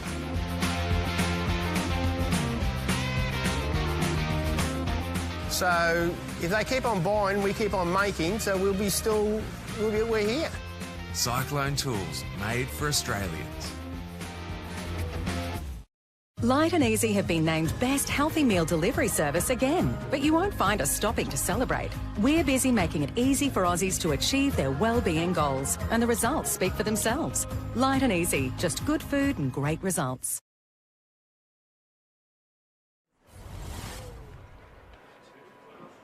That is Melbourne Ball Park in the western suburbs of Melbourne. Melbourne Aces, Adelaide Giants going head-to-head in the 4th game of a 5-game series. It's another good one, another close one, 2-2 in the top of the 6th inning. Lewis Thorpe remains on the mound. He'll face Andrick Nava, Josh Altman, and Kendall Simmons. This is Nava. Singled and grounded out. He's 5 for 12 in this series. A couple of home runs.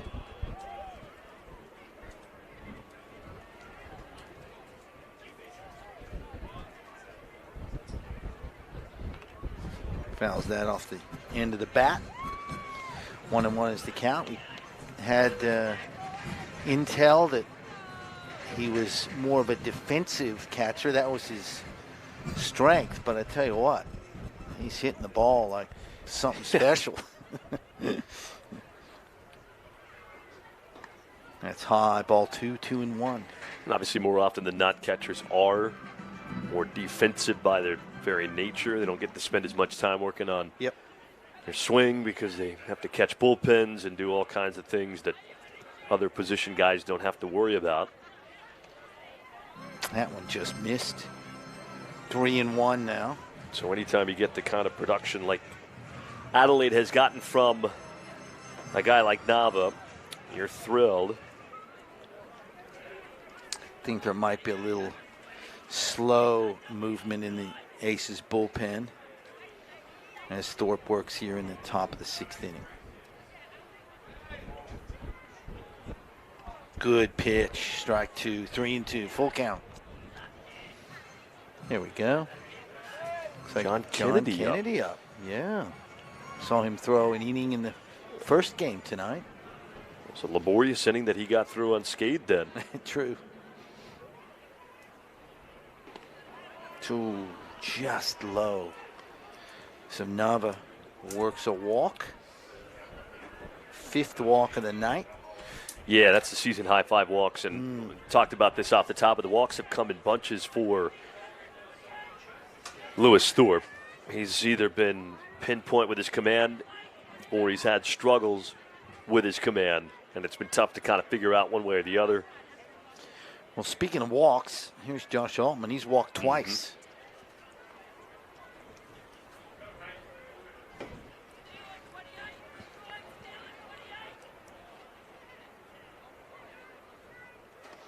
Outside corner, strike 1, good pitch. 2-2 is our score. Top of the 6th. This has been a nail-biting series for fans of both teams.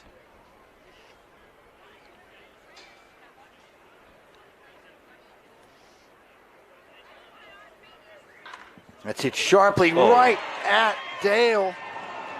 Tries to throw back and double up Altman. Jared Dale, the hot corner is really hot tonight. Man, you can't help but feel for Altman trying to find whatever he can offensively. Again, the extra base hits have been there. That was an absolute missile right at Jared Dale, who said, "Look what I found." Reaches up above and makes that catch. My goodness, that was ripped. Sure was. Good work by Nava not to get doubled up because it's very easy to do that on a play like that.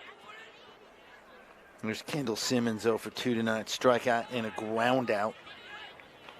He's 1 for 8 in the series, Simmons, but has played a pretty good second base.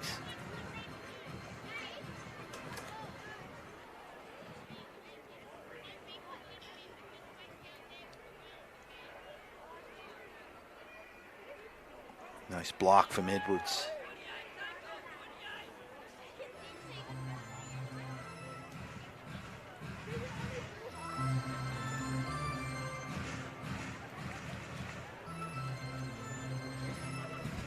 Crowd just, after last night's energetic crowd, and I get it because the Aces were winning and it was an exciting game. It's more of a tense crowd tonight here at Melbourne Ball Park. Yeah, I think the weather plays a factor too. That's It true. is chilly out there, man. Yep. You're right. Swing and a miss. Easy for us. We're in a booth completely enclosed, but even if the door with people coming in and out behind us, the cold blast you comes can in. feel You're and right. it's not comfortable. 1 ball, 2 strikes now. Yeah, it's about 15 here. It's pretty cold. Here's the 1-2 pitch. Thorpe to Simmons. A little grounder to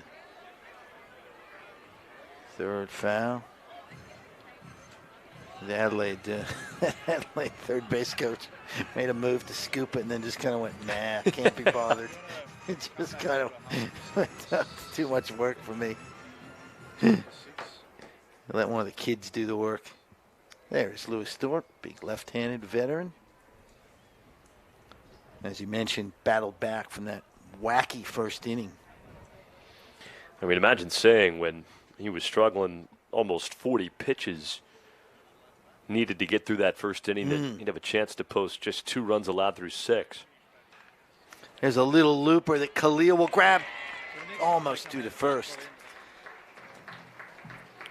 2 outs. And now he's got exactly that, 1 out away following the leadoff walk. And that pitch number 100 on the nose for Lewis Thorpe. So it's not a number we've seen much of from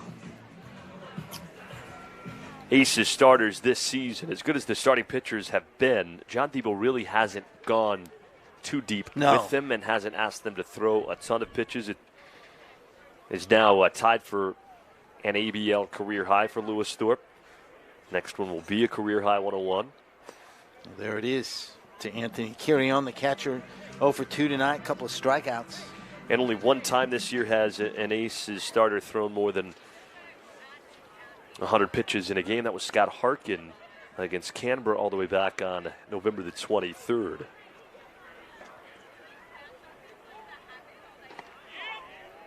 Oh, looked like a decent pitch. There was also no action in the Adelaide bullpen, so Wilkins presumably comes out for the bottom of the 6th. 2 balls, no strikes. That last pitch, pretty close. Been a fairly tight strike zone tonight. Has been.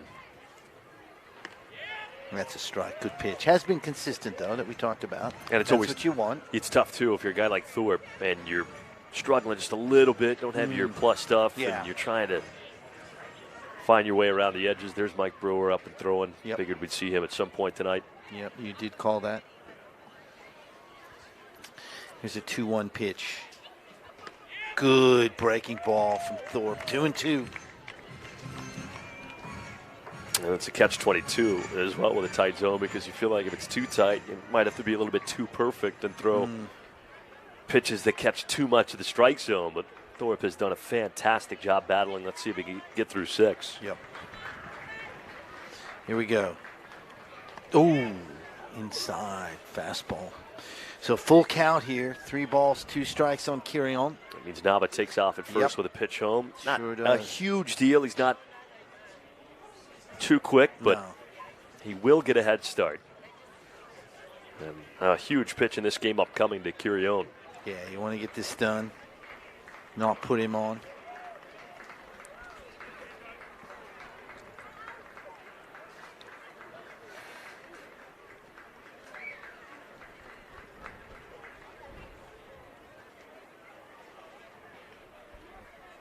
Kirion taking his time here. Thorpe is ready.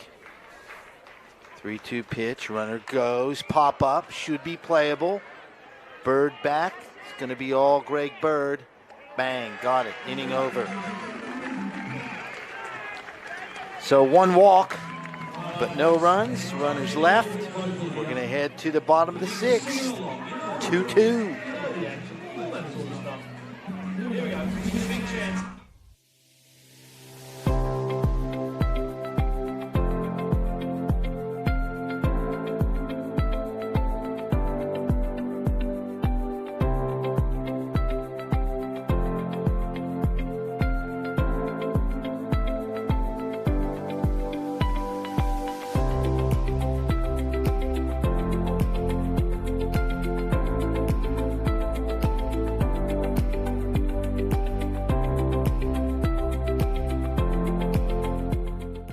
All-Star Access Hire are your access equipment specialists. We have an extensive range of state-of-the-art equipment, and we pride ourselves on delivering outstanding customer service.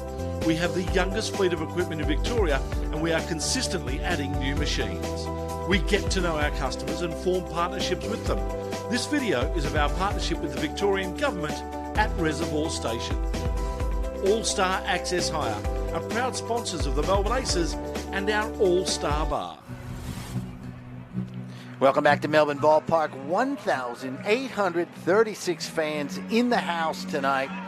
And I believe, we'll get to that in a second, Michael Dixon, I believe that's the biggest crowd of the season so far, but we'll get to that in a second, because I do need to remind you that for the first time since 2017, Team Australia is playing right here in Melbourne, so don't miss your chance to catch the country's biggest stars in a 2-game exhibition series against the Hanwha Eagles of the Korean KBO. It's right here at Melbourne Ball Park. For more information, visit melbourneaces.com.au. 1836. That's a nice crowd. 4 supporters higher than the 1832 on opening night. So largest crowd in this ballpark in 2023-24. And a new pitcher for the Adelaide Giants. And it's number 41, the very tough lefty, Oscar Nakayoshi. Yep, it's a punt, 1-2-3 pitching change. You're right, Oscar Nakayoshi, the Brazilian, born in Sao Paulo, 32-year-old. We talked about this the other day, the number of Japanese in Brazil. Second highest Japanese population outside of Japan. A good start for Wilkins. I'm a little bit surprised not to see him back out. Agreed. Because he was only on 70 pitches. So 70 pitches, 52 strikes for a line, 5 innings, 6 hits, 2 runs, no walks, 4 strikeouts. But yeah, a little bit surprised he's not back out for the 6th. We saw Lewis Thorpe do an outstanding job. I'm certain that he is done. And after giving up 2 runs and laboring through a lengthy first inning, it looks like he'll get through 6 innings with just 2 runs allowed. An outstanding job. Can't say enough about the job that Lewis Thorpe did. But now the game will be decided by the bullpens, and this is a really important next few innings for Melbourne in this series and in the context of the season. So Nakayoshi jumps in and starts against arguably the 3 most dangerous hitters, Glendenning, Bird, and George. So from the bullpen into the fire for Oscar Nakayoshi. First pitch to Glendenning is a strike. Here's the second pitch. Robbie looks at that. Ball 1, 1-1. Really surprised Wilkins isn't back. Yeah, I feel the exact same way. Here's the 1-1 pitch. Robbie's hit that hard out to center field, but Fergus is right on it, 1 away. Another hard hit ball to center field that just dies in the graveyard that is center field at this ballpark. Everything hit hard. No matter what, just feels like it's going to die at some point. We've seen a few warning track flyouts in this series out there to center and right center, but man, it's tough to get anything done, even though it's only 370 to straightaway center. In fact, it's so interesting to watch that I almost think 370 is a lie. That's hit hard out in that same area, but you're right. That one's going to die as well. It's 2 down close. to the exact same place. Right off the bat, you think pretty well hit. Might be a tough play, and Fergus in the end, a couple of easy catches, hard hit balls from Glendenning and Bird. And you know, I talk about this a lot, but you know, you get a reliever in here, throws a couple of pitches, gets a couple of flyouts, doesn't muck around. That's what you want out of a reliever, right? You got 2 quick outs against 2 dangerous hitters. You know, you're not throwing balls, you're not walking guys, you're just getting right into it. Now, if he grooves one and George hits it over the fence, then you take that and throw it out the window. But well, we talked about Nakayoshi on Thursday and how the Giants have used him in longer relief, but they only used him for the 1 inning before Van Steensel came on the 9th. So he did his job in a shorter role than we've seen from him this season, as the inning total is up there for a guy who obviously has come on in relief, and he's pitched a fair amount in the bullpen, but the innings far outweigh the number of appearances he's made. Yep. I guess that's the best way to put it, but would not at all be surprised to see him pitch the 6th and the 7th in a game like this that's so important for both teams. Especially if he gets Darryl quickly here. Yeah, he'll almost certainly be back for the 7th inning, I would guess. And more of a role that they've been using him in, as opposed to that setup spot that we saw him in the 8th inning on Thursday night. Yep. Before Van Steensel picked up the save.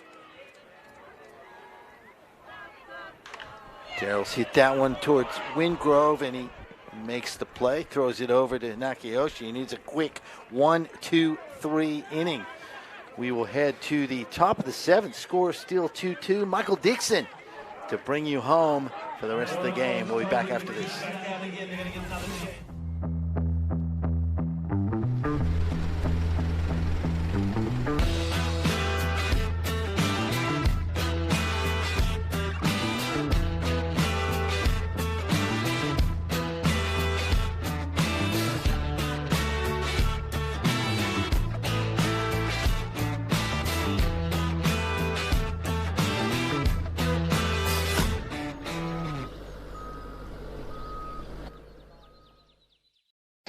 When enjoying a punt, easy does it with Punt 123. Punt123.bet is your home for all your punting needs with same race multis and same game multi options, including daily promotions on all the major sporting and racing events. It's punting made easy. Get in the game with Punt 123. Visit punt123.bet or download the app today. Gamble responsibly. If gambling becomes an issue for you, call 1-800-858-858. John Kennedy pitching for the 2nd time in this doubleheader. We saw him for an inning in Game 1. Pitched the 5th, gave up a hit, a walk, 2 strikeouts, but got through it unscathed. Yeah, the folks looking on from the party deck. Down below, that's a great place to watch any game, but especially a night game. You can see quite a bit from that party deck extending back towards the CBD. So Lewis Thorpe is done after 6 innings, and a cap tip to Louis for getting through 6 when that didn't seem likely at all in the first. He gave up the 2 runs and was struggling mightily through that first inning, but finds a way to buckle down, get through those 6 innings, 4 hits, 2 runs, walked 5, struck out 5, and so he makes way another lefty. John Kennedy takes over, and Kennedy faces Fergus, Ward, and Spence. It has been chilly at the ballpark tonight. 16 degrees, the first pitch temperature. You can see the coats, the toboggan hats, the hoodies, the hood's up. Hey, multiple layers. It's not necessarily comfortable, but how about that gal in the back? She's still finding a way to keep score even though it's chilly. And the guys look on from the first base dugout. John Diebel, his coaching staff, the kids who just got done running from line to line.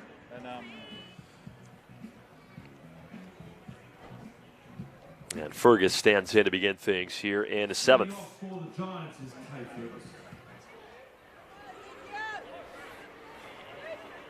First pitch on the way. And it's outside for ball 1. Very unusual to see the same reliever in both games of a doubleheader, but if there's anyone who you'd see it out of, it's John Kennedy. Fergus in the game has struck out twice. In fact, all 5 of Thorpe's strikeouts came against the bottom 3 in the order. Simmons, Kirill with a couple, and Fergus with a couple. Thorpe's walks have come in bunches this year. He's either had the pinpoint command or he struggled with the command. Tonight he struggled with it, but again, it didn't feel like he was overly errant.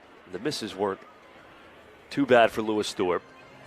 Just had a tough time really picking the edges, and it's a patient Adelaide lineup as well. And with 5 walks against Thorpe, it's 3-ball, 1-strike count for Fergus against Kennedy. And a leadoff walk to begin things here in the 7th. So the go-ahead run is aboard. It's the 3rd inning with a leadoff walk tonight.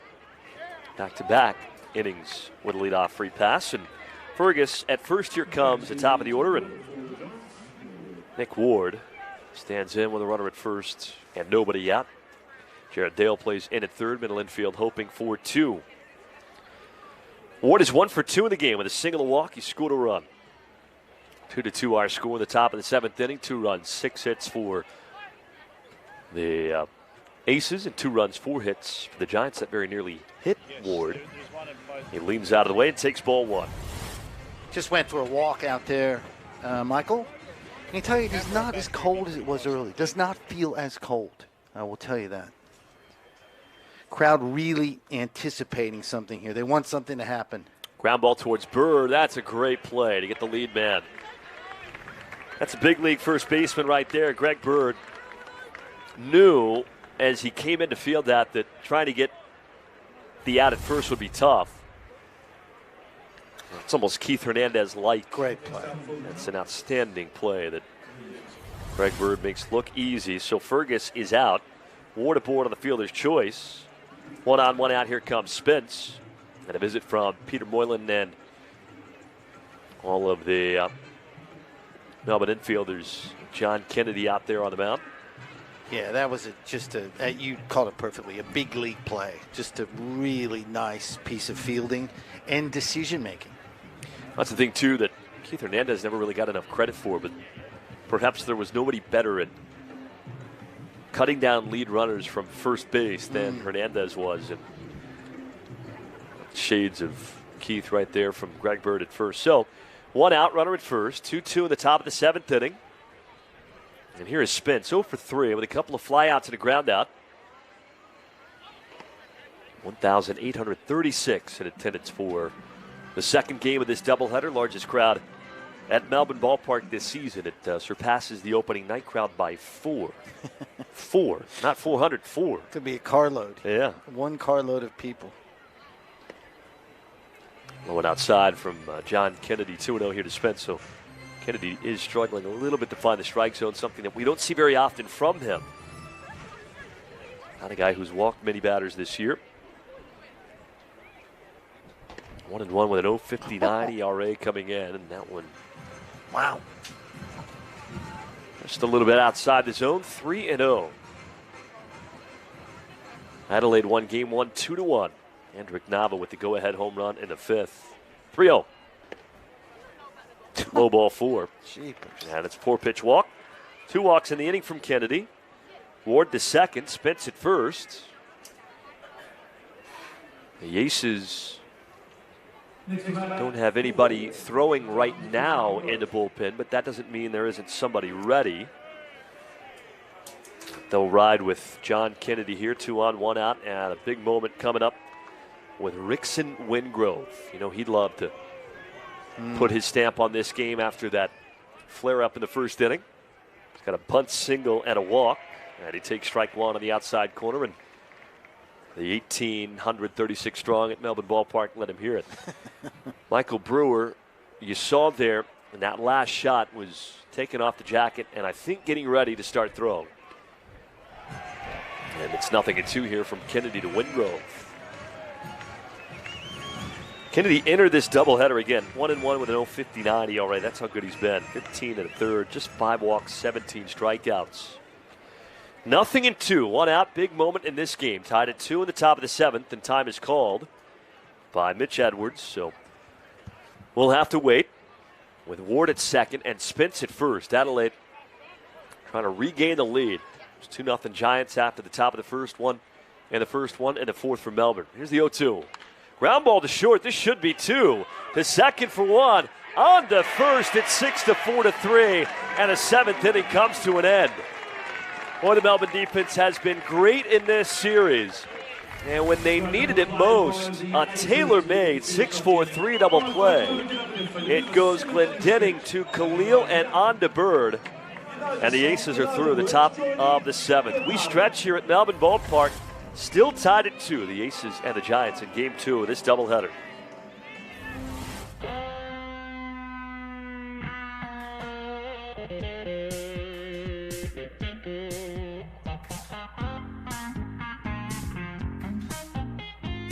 One Love is there for the moments with the people you love the most. To share the highs and the lows together. It's the one for all people, all times, and all places. Brick Lane's One Love Pale Ale. It's the one for all. Oh, we've been there for every game, the 4 and 25. When Meatloaf overcooked it and Gregan saved that try. When Brownie takes one for the team and Bradbury skated by. This golden sky. When Ben Simmons makes a three, we give a big high five. What future sport looks like just won't be right without a pie. Oh, what a lovely pie, me mates are 4 and 25. 1,836 strong in the ballpark. Maybe not that many left over. It's chilly and people have been here for a long time, but that number means one thing and one thing only, Ed. People are having a good time when they come to MVP, and people who are coming out for the first time tend to return because not only are they having a good time, but they're enjoying the product they see on the field. And now is as good a time as any to take advantage of an Aces membership for the season. Select your seat for all home games. Enjoy perks like merchandise, car park passes, and more. Memberships for kids start as low as $20 for the year. For more information, visit melbourneaces.com.au/memberships. How can you look at a guy with a half-full beer bat, knowing that he's probably had about 17 of those today? No, he hasn't. Oh, 17 is too many? Yeah. Oh. 2 or 7? Yeah, maybe 2 or 3. But how can you not look at a guy like that, Yeah, I know. knowing that he's had a few beer bats, Yeah. we'll put it there, and say, man, why am I not at Melbourne Ball Park tonight? Exactly. Still one more game to take advantage of in this series tomorrow afternoon. That's at 1 o'clock.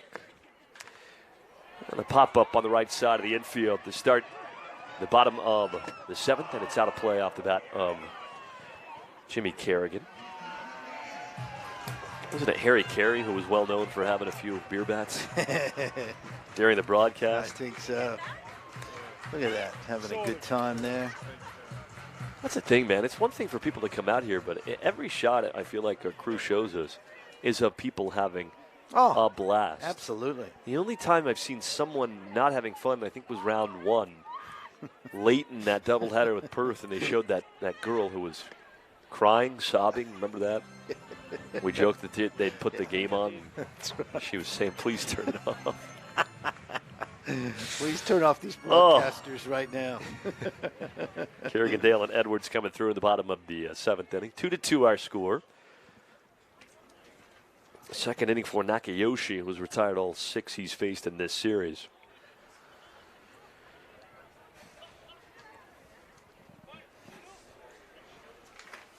I believe the beer bats are 2 beers per bat. That's a lot. You pack a lot into that thing. And I got to hold it for the first time in that pregame shot, and I think it was a lot bigger than I thought it was. Man, oh man. I'm going to delay here. I think something might have escaped onto the field down the right field line. And by something, what do you mean? Like I don't know. Yeah, someone. A person? Not a person, thankfully. Maybe a ball out of the bullpen or something. Here's the 0-2. And a ground ball pull to short. We've seen good plays from Altman all night, and here's another one. Kerrigan retired. 0 for 3 tonight, 1 out in the 7th. Nakayoshi has now retired all 4 that he has faced. And here is Jared Dale, 1 for 2 in the game. But another smooth play defensively, and both the Giants and Aces have been great defensively tonight. In fact, we have not seen an error in tonight's game. No.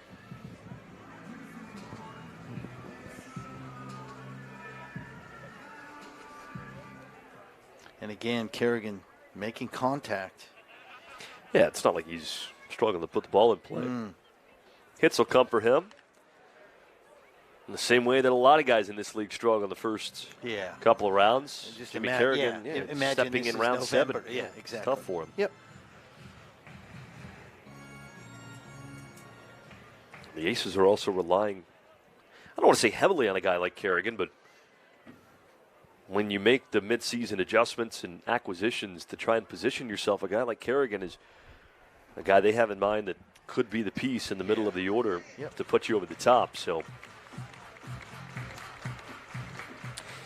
Melbourne brought Jimmy Kerrigan here for a reason, and sooner rather than later that will probably come. A lot of home run power as well.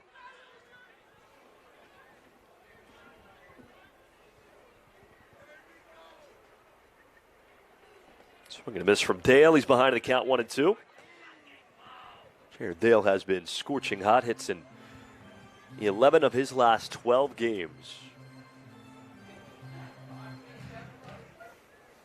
At one point sitting at 240 with the average before this stretch he's been on, and his average, Ed, now sitting at 339.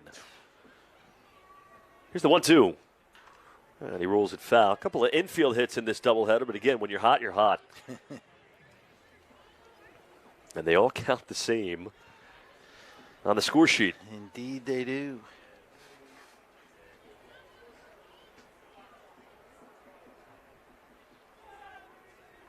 Nakayoshi's been great this year.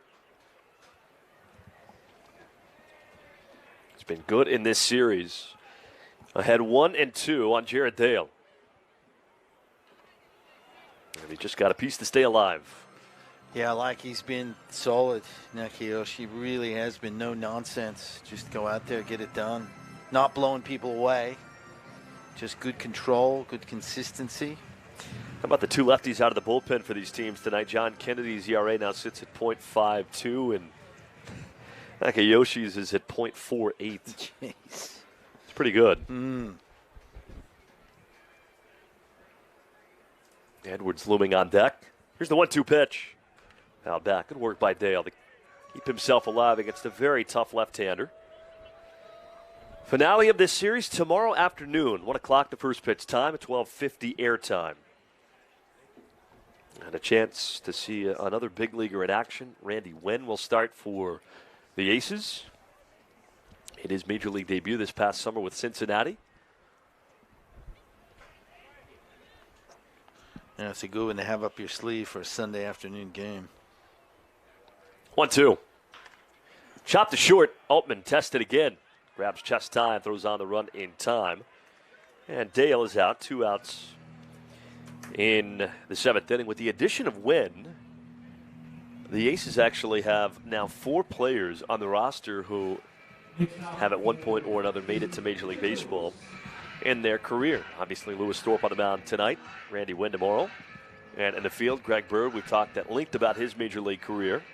And Aaron Whitefield with 8 big league games. That's right.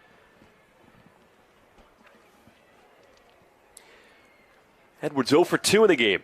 A couple of flyouts, 2 down, nobody on here in the 7th. Has a home run in the series. Became the first hitter in ABL history with a home run for 4 different clubs when he hit that home run on Thursday night.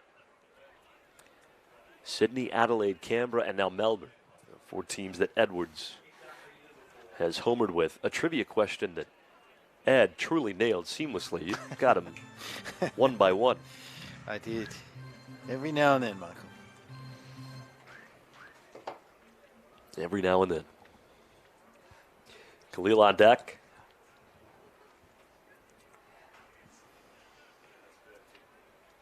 Here's the 1-1. That is rocketed. Fair ball down the left field line. Past the dive award into the corner. And the beat continues for Mitch Edwards. 2 outstanding double in the bottom of the 7th. The go-ahead run in scoring position.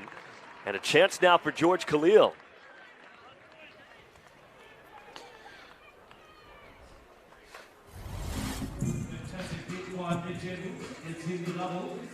A great piece of hitting on a ball. Lower third of the zone. Tucks it past the dive award down that left field line. Edwards standing at second base. Another extra base hit for him in this series. And let's see if George Khalil can come through. A big moment for the second-year Melbourne Ace. He's really been struggling at the plate.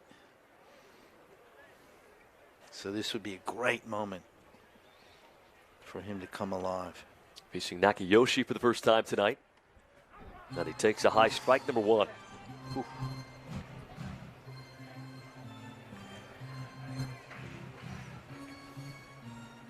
A double from Edwards, only the second hit for Melbourne. 5, 6, 7, 8, and 9 in the order. So a lot of the workload has been done by the guys at the top. Here's the 0-1. Swing and a miss from Khalil, and it's 0-2.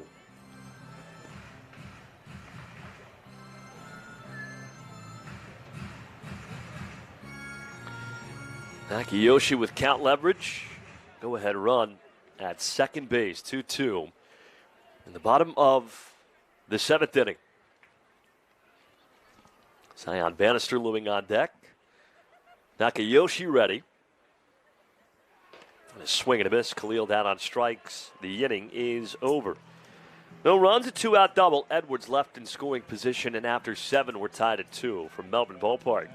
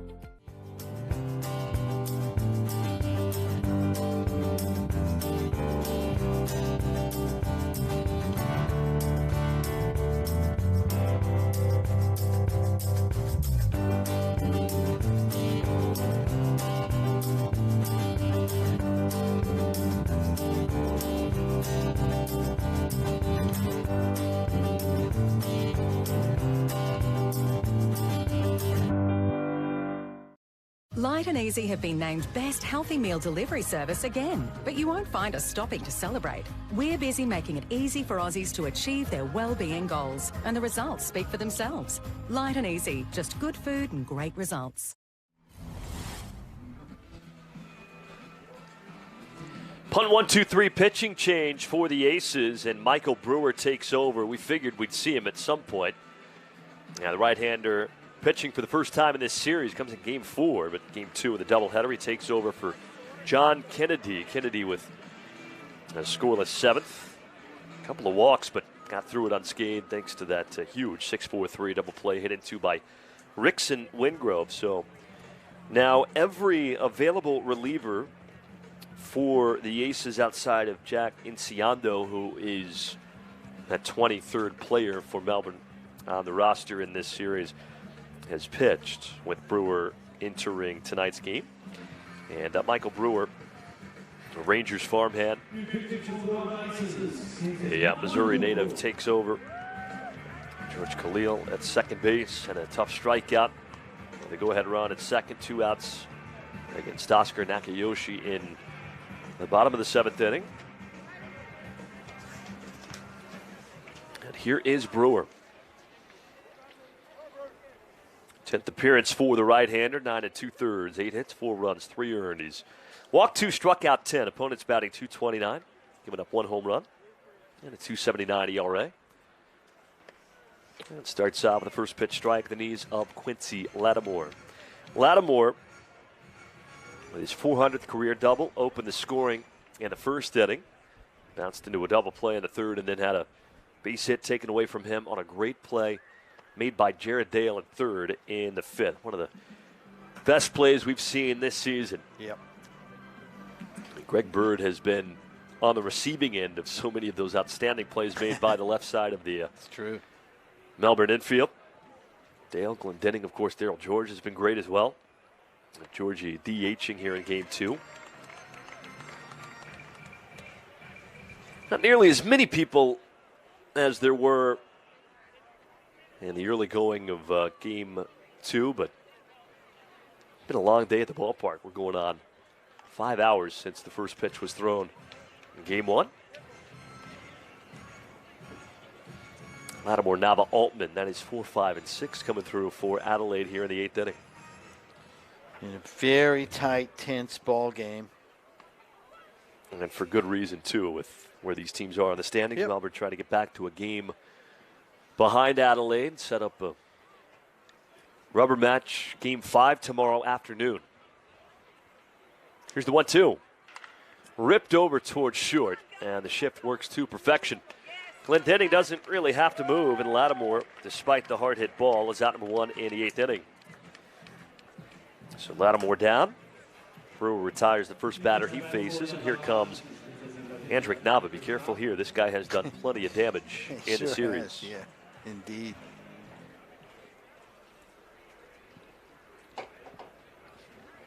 He'll be hitting left-handed here against Brewer.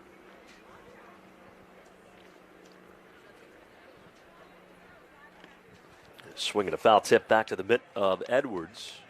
Well, Nava's swing was the difference in Adelaide's 2-1 win in the opener. Hit that in the 5th inning. Again, Adelaide was the home team in Game 1 because that was the makeup of the game these teams lost to Weather in Adelaide 3 weeks ago. The Giants won that in 7 innings when Nava hit the home run in the 5th. All of a sudden, with the 2-1 lead, the Giants were just 6 outs away from taking the first game of the doubleheader. And now the red-hot catcher actually DHing here in game number 2. He's ahead in the count 2-1.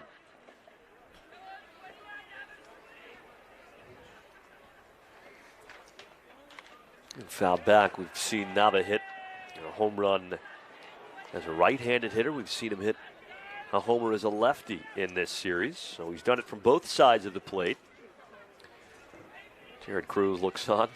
Gives you an idea of how chilly it feels out there.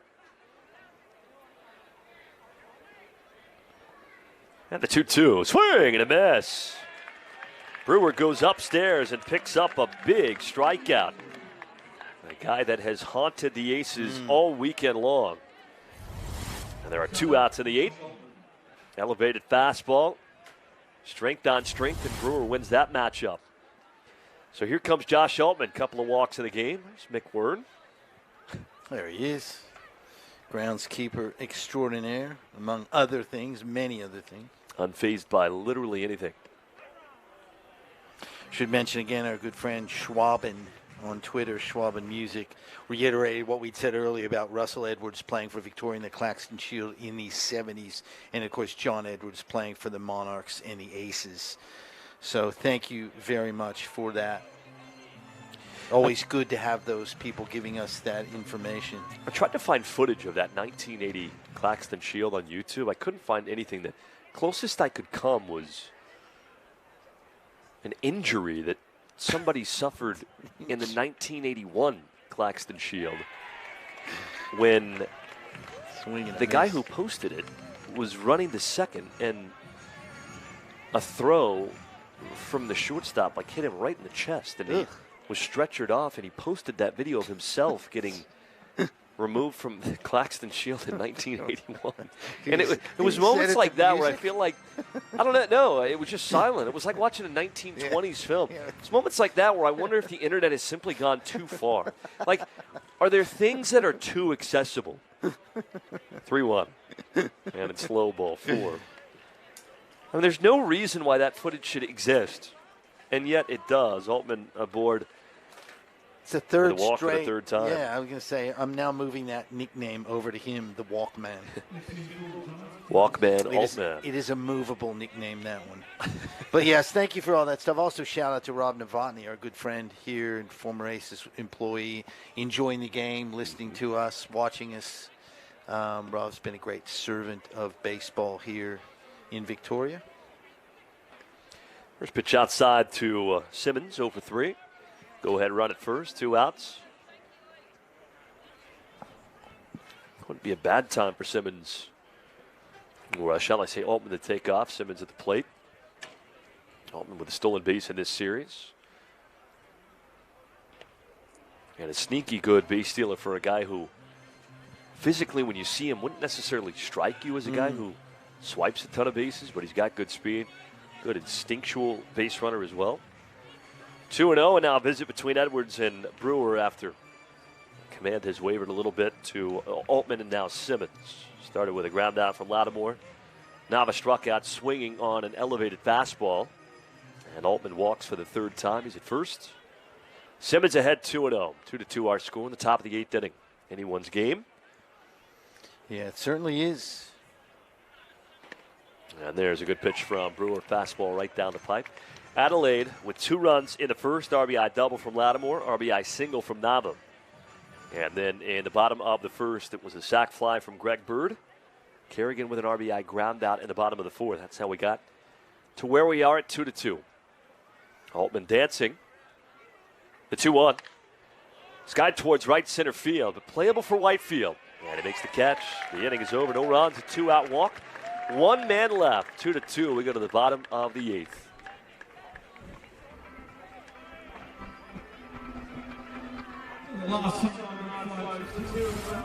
At the Sporting Globe, we're a little different to other pubs and bars. We have more than just cooks, we have chefs. We have more than bar service, we have table service. We have more than specials, we have specialties. We have more than live sporting events, we have atmosphere.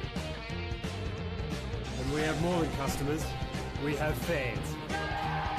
It's more than a sports bar, it's a Sporting Globe. There's an unseen thread woven into the fabric of all Australian homes. It's a way of life. Sun-kissed days, afternoon storms, and memories shared with those we love. It's messy, but you bet we make it work. In the end, it's the simple things that make an Australian home home. And what did the trick then still does the job now.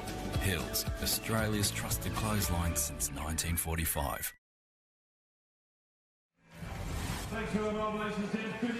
New Era Technology provides specialized IT solutions for your business with internet and voice communications, managed services, as well as secure cloud hosting for data and software. Trusted by the Aces, New Era has an extensive team of engineers and sales professionals who provide hands-on collaboration that is backed by deep industry training. New Era Technology, proud supporters of the Melbourne Aces. Folks trying to stay warm.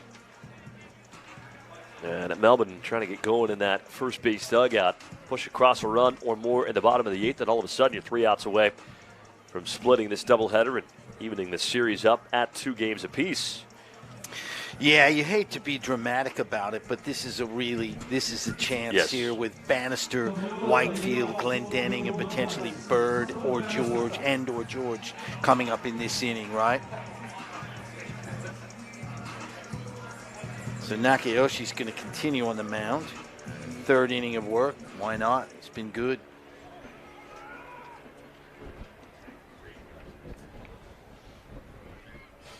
First pitch to Zion Bannister, and it's a belt tie strike number 1. Yeah, not surprising to see Nakayoshi again.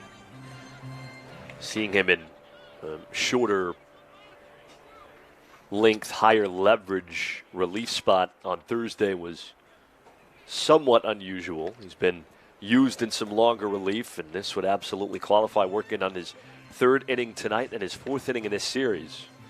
I would say he probably won't pitch tomorrow, Ed. That's my guess. Well-deserved Sunday off. In baseball, they say, are you up or are you down? Nakayoshi will probably be down tomorrow. 0-2. And Bannister fouls it off. Zion 1 for 3, but he's been caught stealing. 6th time this year he's been caught stealing, leads the ABL.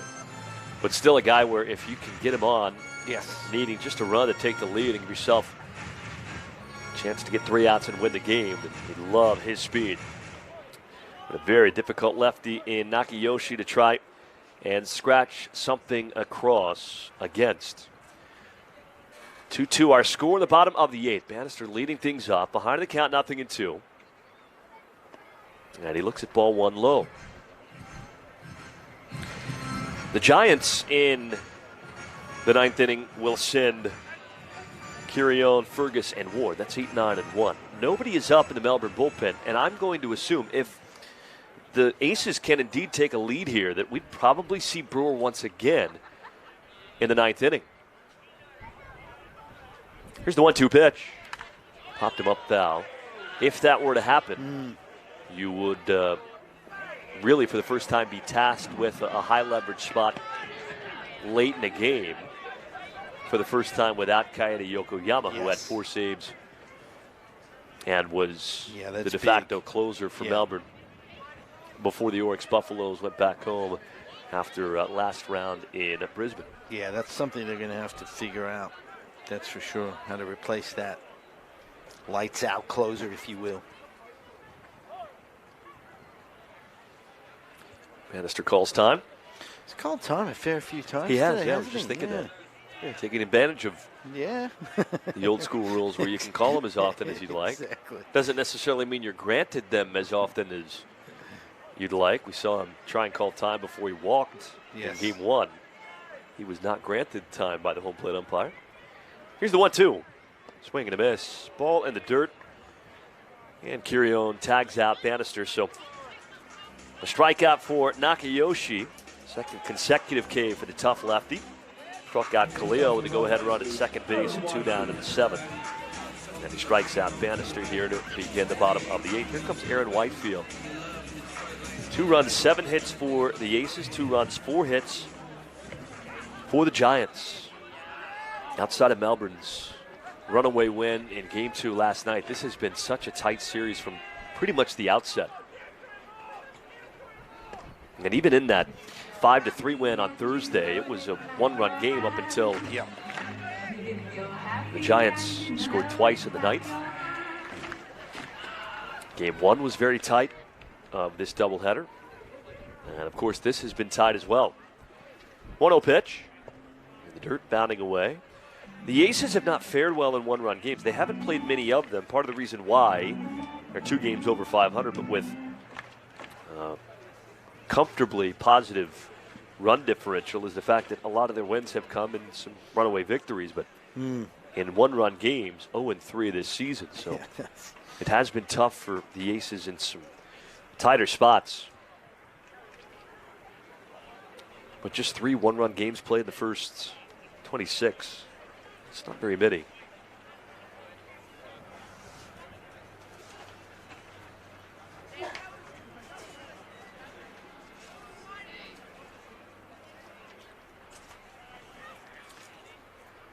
Two the count.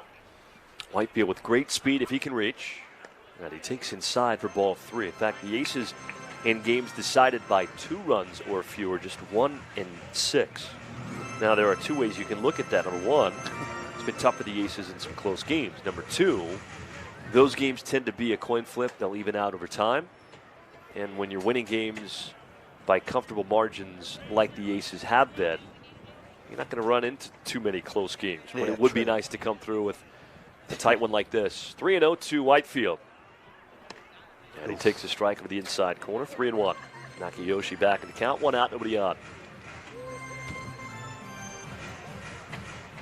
Whitefield doubled and scored in that first inning. 1 for 3 here in Game 2.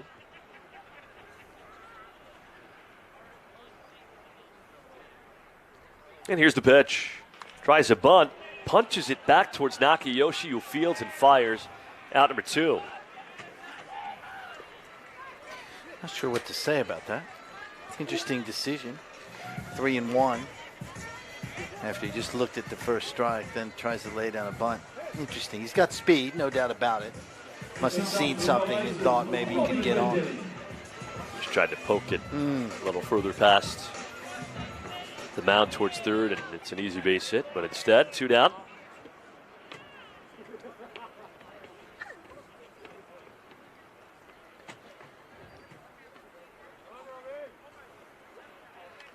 And a foul straight back from Robbie Glendinning. Robbie's had a great doubleheader, 2 more hits here in game number 2, a double in the first, single in 4th, scored a run, fly to center in the 6th. Tied at 2 in the bottom of the 8th inning.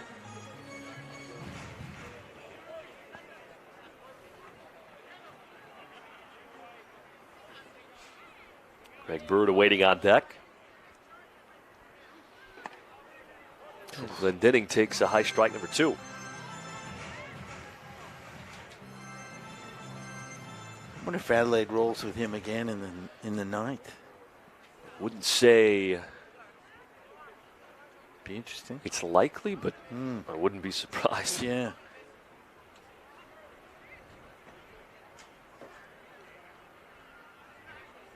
Oh, 2. Foul tip. Got a piece of Kirion.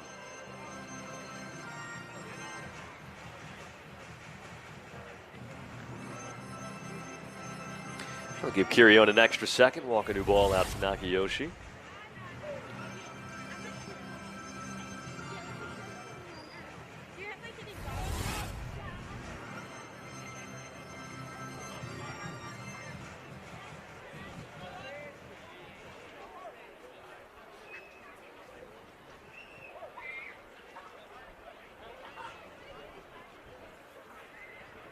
Now we're ready again. 0-2. 2 outs. Robbie Glendenning provide that one big swing.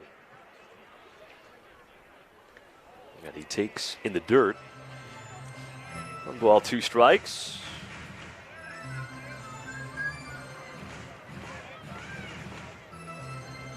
Got Bird, George, Kerrigan to follow.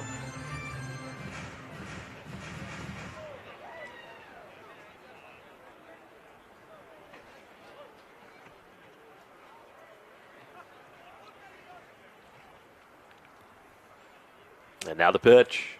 Swing and a miss. Nakayoshi with his 3rd strikeout tonight. He's retired 9 of the 10 he's faced. And he gets through a scoreless 8th inning. We're off to the 9th, tied at 2. When enjoying a punt, easy does it with Punt 123.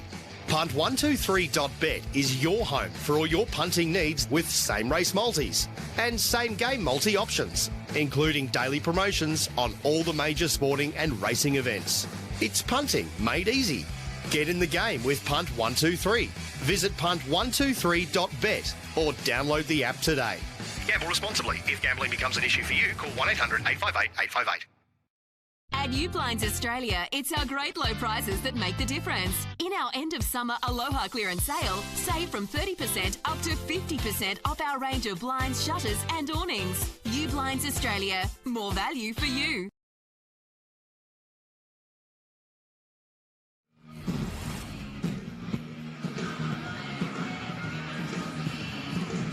Well, still some folks left down the right field line in the All-Star Bar. They're hanging in there. It's a late night. It's cold. Tight game. Man, oh man. Here's a look. 2-2 as we go to the 9th, and that's how it happened. 2 from Adelaide to the 1st. 1 in the 1st, 1 in the 4th from Melbourne. Let's be honest. This thing's looking like extra innings, the way it's been played. Which I hope not, but it's looking it'd be that nice way. to walk things off. Yeah. Mike Brewer back out for the 9th inning. Trying to get the folks left over to make some noise. 1,836 of them here. Largest crowd in the ballpark this season. And Brewer back out after a 2-out walk in the 8th inning.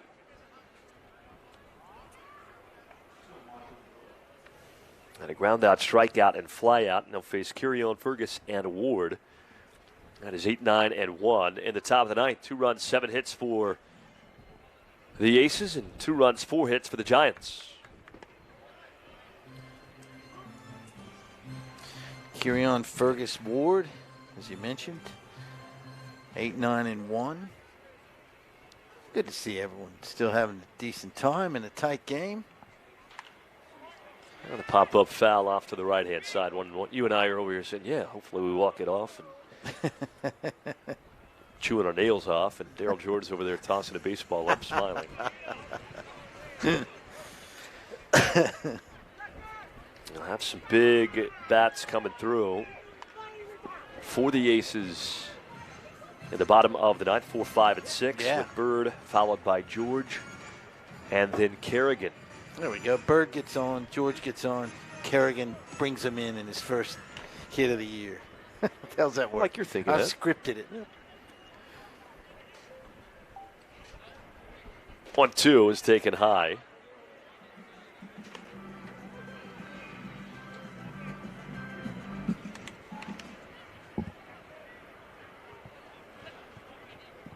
Kirion is 0 for 3. A couple of strikeouts tonight.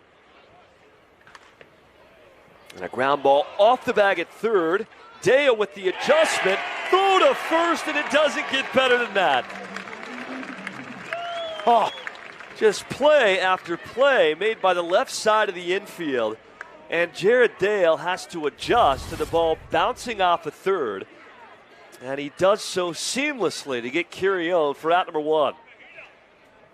That was one of those Jared Dale made the best play of the game earlier. Jared Dale, hold my beer, because that was unbelievable. It was outstanding. What a play. The arm to nail him, too. Wow. Wow. Here's Fergus. 0 for 2 with a couple of strikeouts and a walk. Tied at 2, top of the 9th.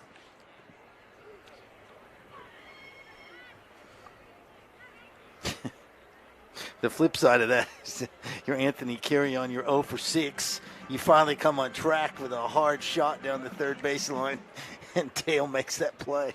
The second the ball hits the base, you got to be thinking to yourself, base hit. Exactly. I can't remember a situation where I've seen a ball hit the base and it's resulted in an out. Yeah. Well, there we go. We've seen some things in this series. 3-0 here to Fergus. Not a guy you want on the base paths in a tie game in the ninth inning. No, you're right. It's got some serious speed, and then you got the top of the order coming up. Guys like Ward, Spence, Wingrove.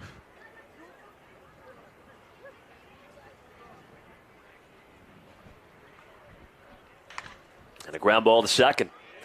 George Khalil to Greg Bird. 2 outs here in the ninth inning.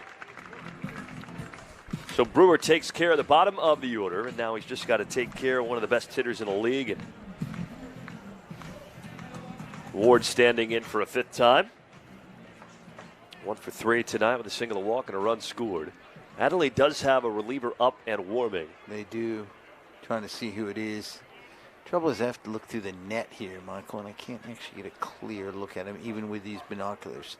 43 is who that is. Have a look at that. First pitch low to Josh Ward. Bortka. Saw Bortka in game 1. We did. He's warming up, big right-hander. Ward walked and scored in the first. Ground out in the second, single in the 5th. Bounced into a fielder's choice in the 7th. 1-0. Call the strike the knees. And Brewer in the count, 1-1. 2 outs, nobody on. Brewer has retired 5 of the 6 he's faced. Trying to get the aces to the plate. Needing only 1 run to walk it off in the bottom of the 9th.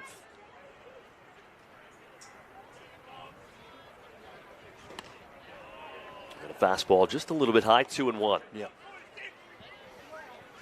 There's a look at Bortka. There we go.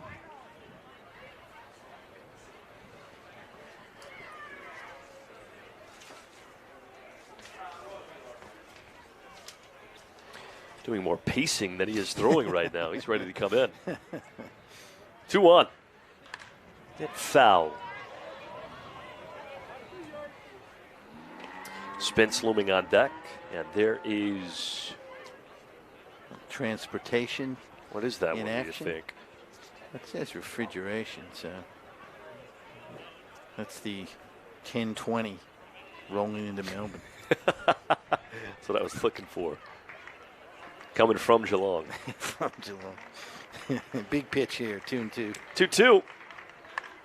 And a high fly ball. Bannister giving chase into foul ground. But he is out of room, and this on top of the All-Star bars. So it remains 2 balls, 2 strikes to Ward. Bannister started out there like he had a crack at it. I thought so too, right? Yeah. That's a great shot. You got to stay warm too. Love that. Comfy on a beanbag, beanie, hoodie. Love it. 2 ball, 2 strike count. Here's the pitch. Fouled off. We'll do it again. What a battle here between Brewer and Ward. So much tension in the ballpark. Oh, been so many battles tonight. So many individual battles. Look at that. Kids running, looking for the ball.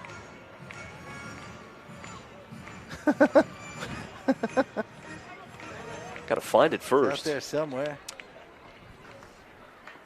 We'll do it again, 2-2. A little bit low, ball 3. You knew Ward wouldn't go away easy. Looks like we have a winner. Well, that kid's got a ball.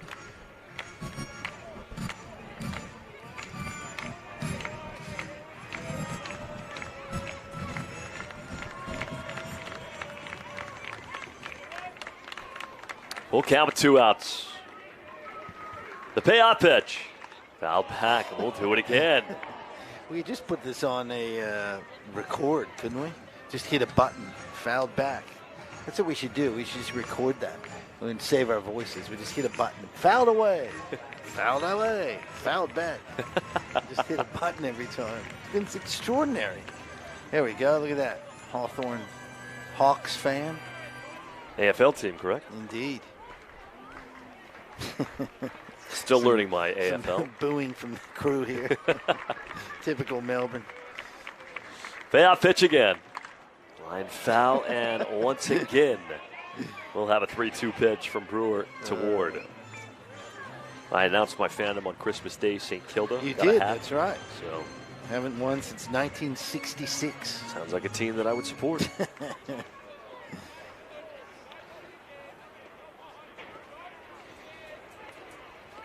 Doesn't feel like it, but Brewer trying to work through a 1-2-3 ninth. Been tough to put away Ward. We'll do it again, 3-2. Here's the payoff pitch. In the dirt, ball 4. So Ward with one of the walks of the season, his second tonight. Very patient Adelaide lineup tonight. That's 9 walks allowed by the Aces pitching staff. On the flip side, Adelaide has not walked one Aces hitter. Yeah, that's remarkable. So here is Spence, 0 for 3 with a walk.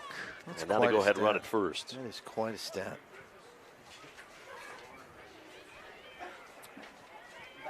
Here's the pitch.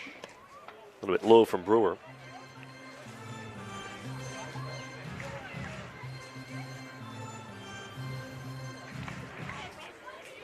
I think Ward is a threat to run, but he's actually the only Adelaide Giant who's been caught more than once this season. It would make sense for him to run in a 2-2 game. As the go-ahead run, 2 outs, some big hitters coming through. He's 4 for 6 on the base paths this year. And Adelaide as a team, 25 for 29. So they run very well. And a throwback to first. Brewer clearly wary of that possibility. Yep, indeed.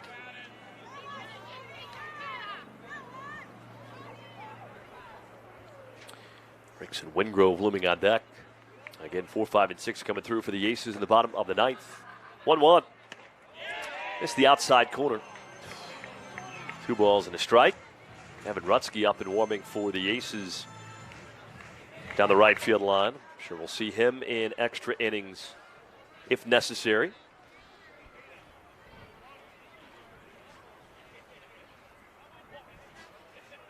Two-one.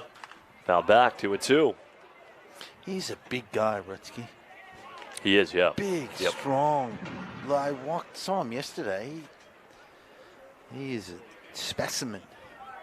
You and I are both above average height-wise. But when you're around the players and athletes in general, you truly feel like you're shrimp. Yeah, tiny. 2-2. Another throwback. Although then you get some that you look at, like you see Stevie Kent on the mound, and he just looks dominating and powerful. He's not that big, right? No. I mean, he's solid, but he's not super tall.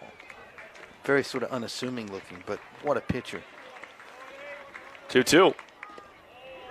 Cold strike, 3 at the knees. Had to give him that. Spence waves him off.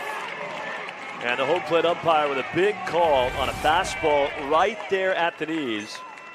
Brewer with a strikeout. Perhaps a little bit low, but the Aces will take that. We go to the bottom of the 9th, tied at 2.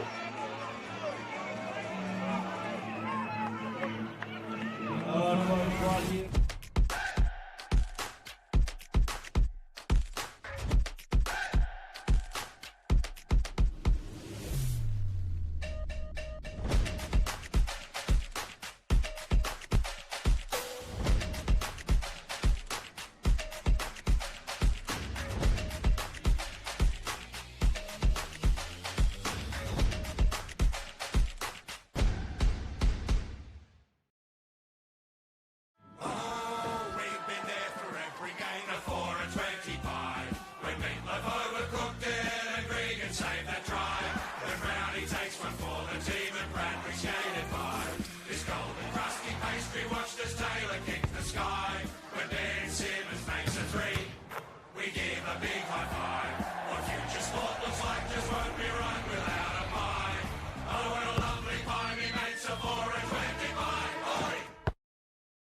Light and Easy have been named Best Healthy Meal Delivery Service again, but you won't find us stopping to celebrate. We're busy making it easy for Aussies to achieve their well-being goals, and the results speak for themselves. Light and Easy, just good food and great results. Welcome back to Melbourne Ball Park. Some people on the party deck looking down as we head into the bottom of the ninth inning. Still 2-2. And we do have a punt 1-2-3 pitching change for the Adelaide Giants. Josh Bortka, 24-year-old in the Phillies organization, is going to come on and take over for Oscar Nakayoshi, who is nothing short of spectacular. 3 innings pitched, only gave up 1 hit, no runs, 3 strikeouts, didn't walk anybody. There's a party deck, a little bit partied out, if you'd say, but it's a long night. Yeah, probably. Long night, it's cold. Been going for almost 5 hours now. Yeah, exactly, depending on what time you got here. Yeah, because they weren't there at the beginning of game 1, and then all of a sudden, out of nowhere, 50 people showed up. About, 30 minutes in? Yeah. Well, I got some big bats coming through. Greg Bird, Daryl George, Jimmy Kerrigan. Let's see if the Aces can send everybody home happy. Yes. The crowd's ready. This is the league's home run leader, Greg Bird. 7 homers, 28 RBIs coming in. Tied at 2. And Bird 1 for 2 with an RBI in this game. You just need 1, but 1 has been hard to come by. 1-0. And a nice breaking ball snaps in for Bortka. Bortka's been really good this year. We talked about it, Ed. ERA just north of 1.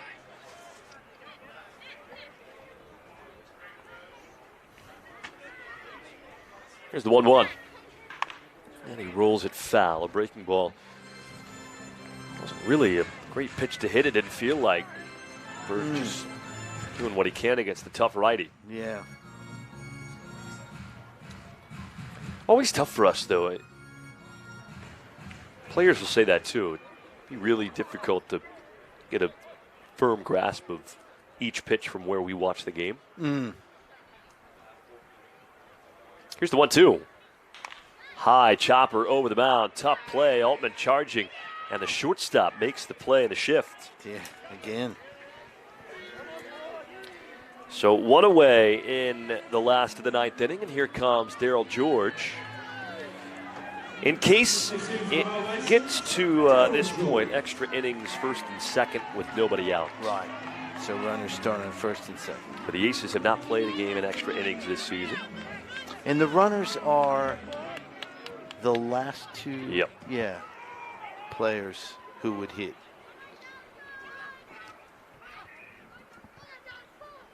George 0 for 2 with a sac bunt. Oof. And he takes a breaking ball, strike 1. Good pitch. So Bortka pitching backwards.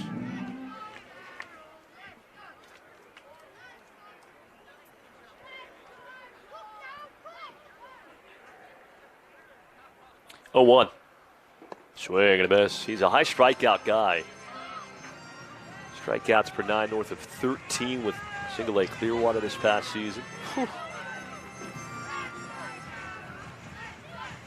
13 strikeouts and 8 2/3 coming in. Yeah, that's impressive. And he's got Daryl George where he wants him, 0-2. Here's the pitch. Swing and a miss. No, the breaking ball. 3 sliders thrown to Daryl George. And he's down on strikes with Melbourne. Now 2 outs, nobody on here in the bottom of the 9th inning. What a moment this would be for Jimmy Kerrigan looking for that first Aces hit. Fairy tale right here. He could send one deep into the night sky, and I don't think anyone would be too upset. 0 for 3 with an RBI ground out in the game, his first Aces RBI. And he has home run power, there's no doubt about that.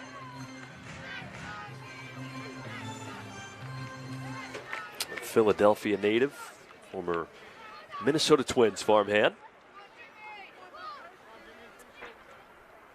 The 1-0. Fastball low, 2 balls and no strikes. Base runner helps. No point swinging at something bad if you can get on with a walk.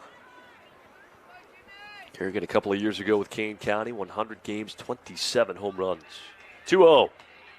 And there's a slider called strike number 1.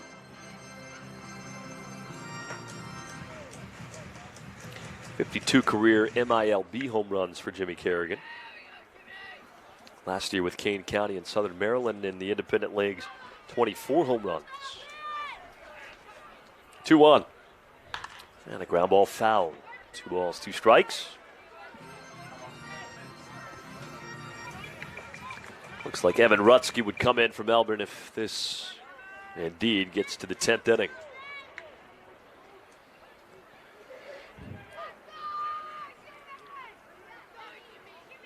Two and two with 2 outs. Yeah, the pitch. Hit him. Oh. A slider that just got away from Bortka, and now the winning run at first base.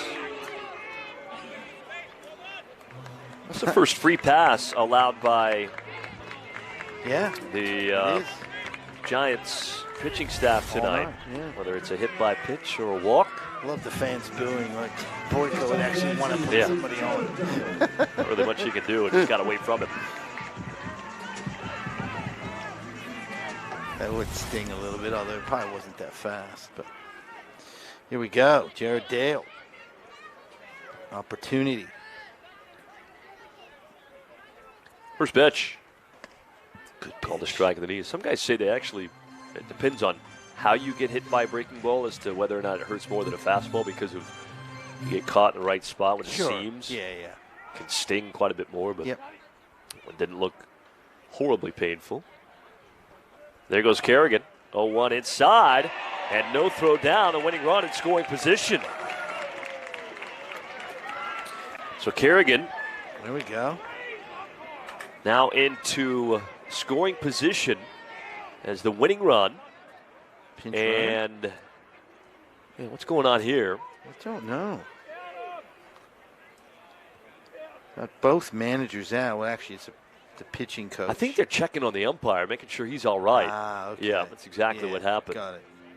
It's kind of a weird play there. You Well wondered for a spotted. second, but here's a visit. Now Jared Dale can win it with a base hit. Here we go. Get a look at it. Yeah, it got the inside of the leg, it looked like. Yeah, I think you're right.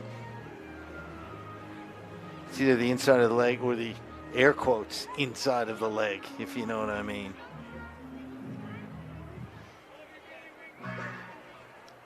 Crazy thing about umpires, you're never anticipating that. That's what makes them umpires, right? You always think that the catcher is going to receive the ball cleanly, so you don't really get out of the way. That is true. So a base hit can win it. 1 ball, 1 strike to count. Jared Dale trying to be the hero. Kerrigan, good speed at second. 2-2 here in the 9th inning. Here's the pitch. Swing and a miss. That is a tough fastball of the inside corner, and now sure is. It's 1-2.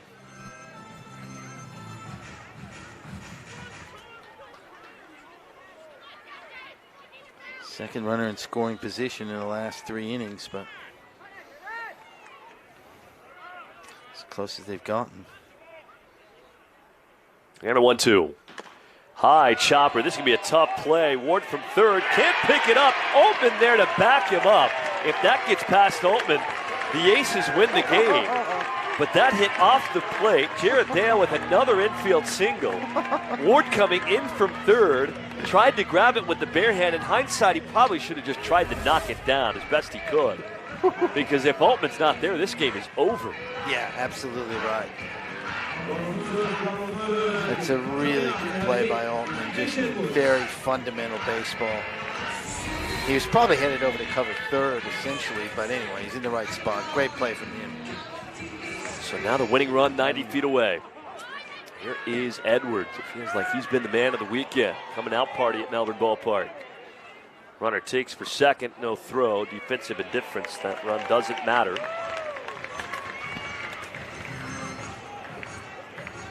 Edwards does have a double. A weird question for you. Do you walk Edwards if you're I was thinking Adelaide the same and thing. pitch to Khalil, who's 0 for 3 with 3 strikeouts? Yeah, and you go righty too. You got first base open. Yeah. Interesting. Edwards coming off that double. I put Edwards on certainly here, but Yeah. I think they're going to pitch to him. Here's the 1-0. I mean, to me, it's not even worth trying to figure out. I guess the alternative would be pitch to Edwards because the only run of consequences at third, and then you have Khalil leading off in extra innings. The 10th inning. Yeah. Here's the 1-1. And it gets to the backstop, but bounds right back to Kirione.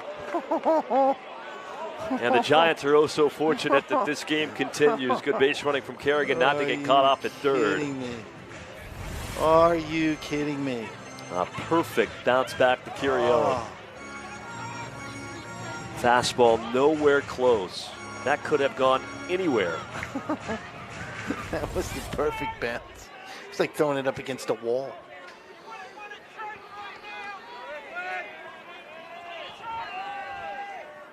Two-one.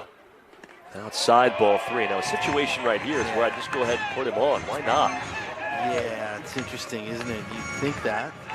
And the pressure's on Khalil. And as we said, I don't think you have any. You can't really pinch hit for him. I don't think you have the right people in there. Guess you could counter with Burke. Yes. 3-1. Fouled off. Boy, that was a breaking ball left up in the zone. And Edwards a little bit late on the swing. The count is full. It looks like Burke is standing pretty close to John Beaver in that dugout. I think we might see Burke. We just can't really see him. Yeah, no, maybe right. down there at the bottom of the. Yeah, that's there Burke. He is, yeah. I think if it gets to Khalil, they'll hit with Burke. Figure it out later defensively. Yep. Count full. Payout pitch. Swing and a miss on a back foot breaking ball grabbed by Kirione. Throw down to complete the strikeout. And for the first time this season, we go to extra innings. A hit batter, a single, but 2 left in scoring position. And 9 innings not enough tonight. We go to the 10th here from Melbourne Ball Park. At the Sporting Globe, we're a little different to other pubs and bars. We have more than just cooks, we have chefs. We have more than bar service, we have table service. We have more than specials, we have specialties. We have more than live sporting events, we have atmosphere. And we have more than customers, we have fans. It's more than a sports bar, it's a Sporting Globe.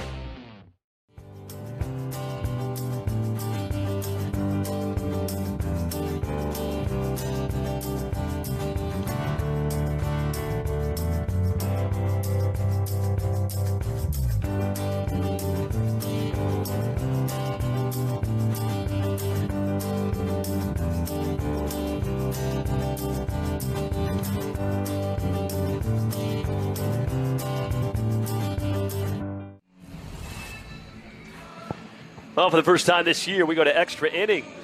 To the 10th, tied at 2. Runners at first and second for the Adelaide Giants. And a new pitcher, a punt 1-2-3 pitching change. It's Evan Rutsky, the left-hander. It is the second time we're seeing Rutsky in this series. Gave up a couple of runs. Just one of those earned in an inning and a third on a Thursday night. Yeah, the Aces with a pretty good chance. A couple of runners in scoring position. A wild pitch that, well, it wasn't a wild pitch. It was a wild offering that just so happened to bound right back to Kirione with a winning run 90 feet away. Could have sent us all home, and instead, with that 4-2 bounce, we continue on. Robbie Glendenning's had a great doubleheader. So, just looking at my score sheet now, Liam Spence and Nick Ward go on the bases. Is that right? I'm the assuming last two I that have made the outs. I have personally never seen the first and second rule. I've seen the international tiebreaker with a runner at second, where it is the final batter of the previous inning. Yeah. So I guess we're about to learn that. Trial by fire. So it should be Spence on second and Nick Ward on first. That's my guess, but what do I know? Yeah, first time for extra innings at Melbourne Ball Park this season. Here we're going to have a look now. It is Spence at first and Ward at second. So yes, Spence indeed. at first and Ward at second. So now you wonder what the Giants might do. Probably see Wingrove lay down a bunt. That's normally, I've seen a couple of these, and that is normally the procedure. Yeah. You and then the question try and becomes, push him over. Yeah. Well, what do you do with Lattimore after that? Yeah. You'd have first base open. Would you go ahead and walk Lattimore? We'll see. Wingrove sure looks like a guy who's about the square. And Rutsky steps off. Yeah, that is the normal strategy, but, the way these two teams have played, anything but normal, what we've seen over the last few days, Michael. This is Adelaide's first extra innings game, by the way. Only the third in the league this season. And he's got the bat over his shoulder, takes strike one. Not showing bunt at all. Wingrove in the game 1 for 3 with a single walk. He's bounced into a 6-4-3 double play at big. And a very tough left-handed batter.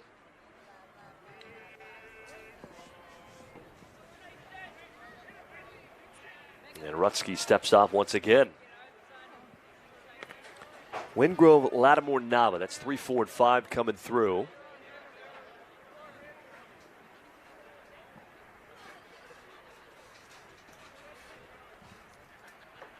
Rutsky's 0-1. Ground ball pulled towards Greg Bird. Grabs on the backhand. They try to get the lead man. He's out at second. Another great play made by Greg Bird. Spence out at second on the ground ball from Wingrove. So Wingrove aboard on the fielder's choice. Ward to third, but now some daylight for Melbourne to get through this unscathed. And another great play made by Greg Bird. That's Keith Hernandez-esque to get that lead, or at least one of the runners on base. Yeah, that was really tight. I wasn't sure he got him, I'll be honest with you. I thought it was going to be called safe. There was no argument from Spence. That's a fantastic play. Here's Lattimore. First pitch. Breaking ball taken high. Lattimore is 1 for 4 in the game. He hit his 400th career double. RBI double back in the first. He has bounced into a double play. The Aces have turned 2 double plays tonight. They would love a third.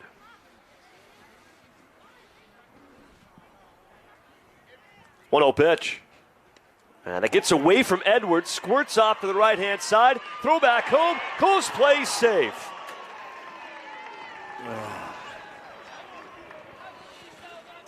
So Ward comes in to score. Wingrove to second. And the Giants strike for a run in the top of the 10th and take a 3-2 lead.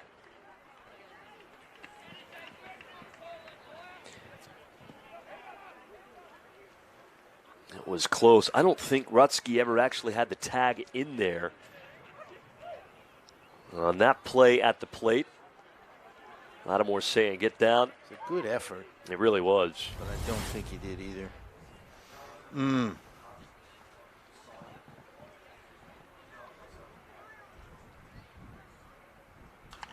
now a pop-up straight back and out of play from Lattimore.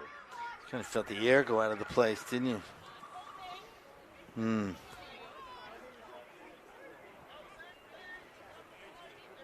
the good news is, of course, the Aces will have 2 on with nobody out. At the bottom of the 10th.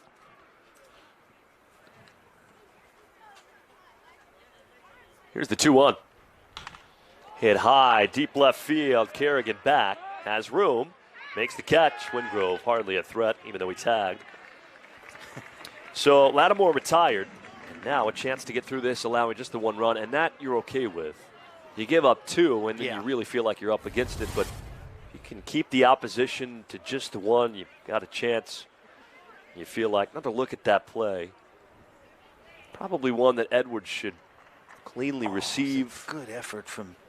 And it was close, but Ward got in there safely. So we think and that's they're going to go ahead and ball, walk now. though. Hard to say.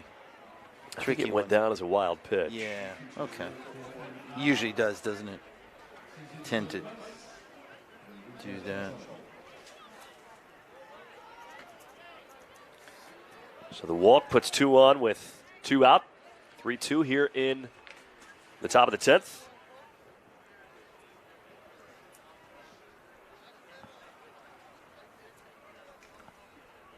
Here's the pitch. Good reception that time from Edwards on the ball in the dirt.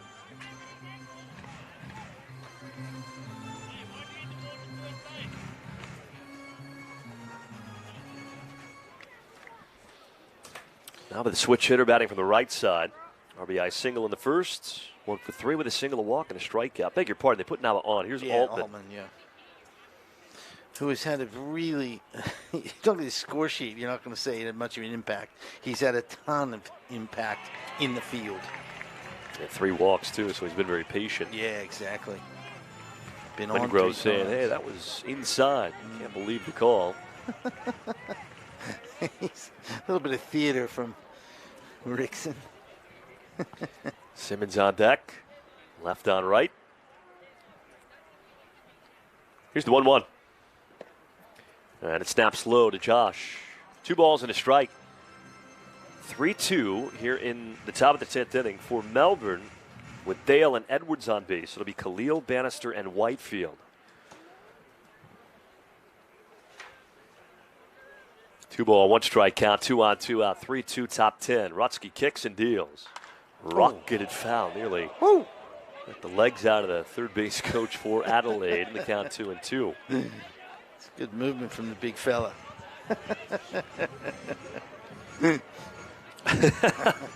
Shaky knees.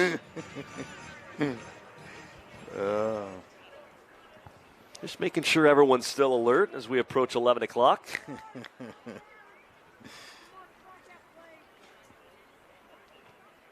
2-2. Pop straight foul. Just over the top of us. Someone might have to call Victorian government or PTV and let them know to hold the last train so Ace's broadcaster can catch one back to St. Kilda. Get about 4 hours of sleep before we got to be right back there tomorrow. 2-2. 2 on and 2 out. And the pitch. A little bit low ball 3, and now the runners take off. You're not waking up for Wyoming and Toledo and the Arizona Bowl. You know, a funny story. Is that a game tomorrow? I was in Wyoming last year and literally saw a group of baseball players. Went up and said hi to them. Oh, they were in a wooden bat league, and they knew Brooke Knight. It was so bizarre. The world is very, very... Oh, the baseball world is crazy. Very small. Nuts. Big pitch. Huge. Payout pitch. Swing and a miss. Strike 3. Elevates a fastball. Gets it by Altman. Rutsky allows just the 1 run to score. And now Melbourne can go to work down by 1 as we go to the bottom of the 10th. 3-2 Adelaide on top. But big moments coming in the bottom half of the inning. Oh, we've been there for every game, the 4 and 25. When Meatloaf overcooked it and Gregan saved that try.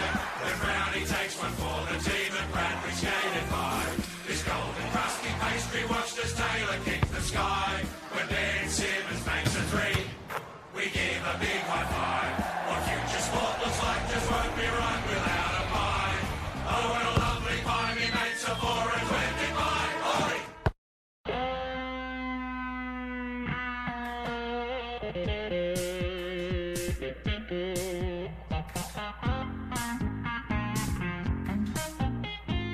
One Love is there for the moments with the people you love the most. To share the highs and the lows together. It's the one for all people, all times, and all places. Brick Lane's One Love Pale Ale. It's the one for all. At U-Blinds Australia, it's our great low prices that make the difference. In our end of summer Aloha clearance sale, save from 30% up to 50% off our range of blinds, shutters and awnings. U-Blinds Australia, more value for you.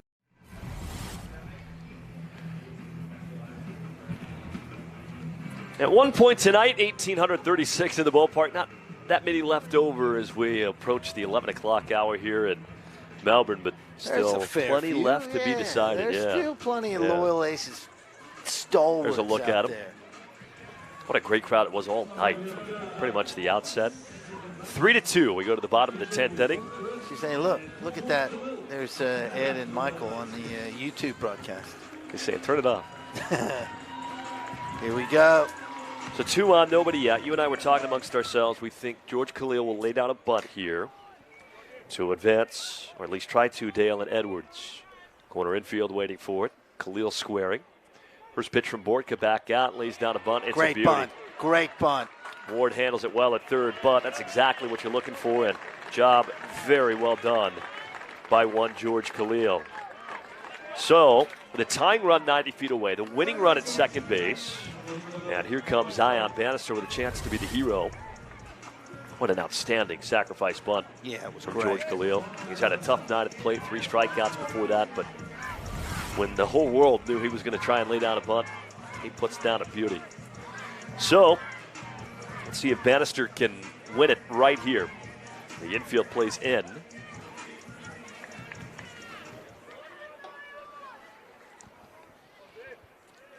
Bannister 1 for 3. Tying run 90 feet away, winning run at second base. First pitch. Yeah, that's in the dirt. Nearly hit Bannister. Did hit him. Well, remember in that 9th inning we had the near wild pitch that just so happened to bounce right back to Kirion. Bortka really flirting with disaster. He does have some errancy in his got some great game. pitches, but he you're does. right. You're right. But the walk numbers have been a little higher than you'd like to see. The strikeout numbers are outstanding. We saw some great stuff from him in the 9th. Here's the 1-0 pitch. That's a breaking ball. Got away from Kirion on first base side, and Bortka has to cover it up. Those two are clearly not on the same page. No, they aren't. Kirion was not anticipating a slider right there, and that's exactly what he got. And it completely surprised him. We've seen a bit of everything tonight, I will say. I mean, anytime it starts with a scuffle, a bench-clearing scuffle in the first inning, you know you're in for a wacky game. Yeah, he's just not looking for a slider there. Almost hit him in the face. Jeez. Good job by Bortka to it was. Go cover that up. We have have very seen, easily tied the game if it had seen got some further great away, fundamentals. Sorry to interrupt you. We've seen that. Altman backing up to play at third. There have been some really great fundamental plays tonight. We've also seen some fortunate bounces in the last couple of innings. Correct. I said the 9th inning on that wild pitch. We're here in the 10th. Infield then 2-0. Here's the pitch. Fastball called to strike at the knees. 1 out. Winning run at second, tying run at third. A wild pitch officially against Rutsky resulted in the go-ahead run for Adelaide in the top of the 10th. But just the 1 run, you'll take that. 3-2 here in the bottom half of the 10th inning.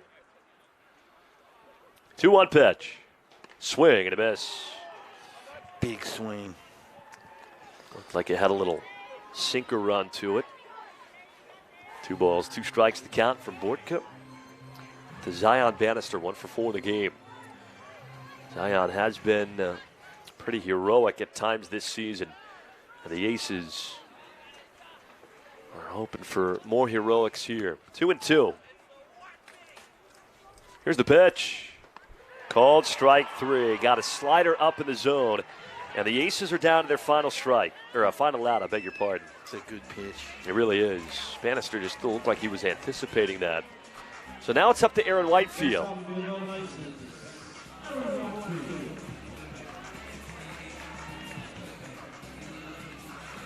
Whitefield, then Glendenning. And after that, Greg Bird. And time called Kirion heading out to talk to Bortka. So those two, again, can get on the same page. It has been a struggle at times for that battery in the 9th and now 10th inning. 3-2 Adelaide on top. Can Whitefield win it for the Aces? Doubled in the first. 1 for 4 tonight. Middle infield back to standard depth. First pitch. Strike one with a slider on the outside corner.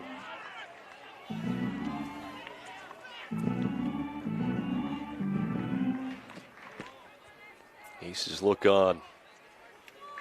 Desperately looking for that breakthrough hit here in the 10th inning. 0-1 pitch. Slider low, not by much. 1 ball, 1 strike. You kind of feel like it's almost a crapshoot with these pitches. They're so close.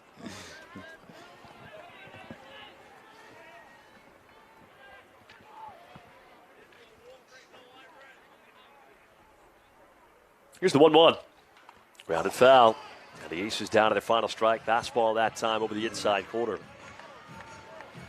Comes down to this. Robbie Glendening looming on deck. First base is open. That hardly matters right now. 3-2. The tying run 90 feet away. The winning run at second base. Dale and Edwards respectively. After Khalil laid down a great bunt, Bannister struck out looking. 1-2 to Whitefield. Here's the pitch. A little bit low. Somehow, some way, the Giants. The Adelaide dugout's just going ballistic.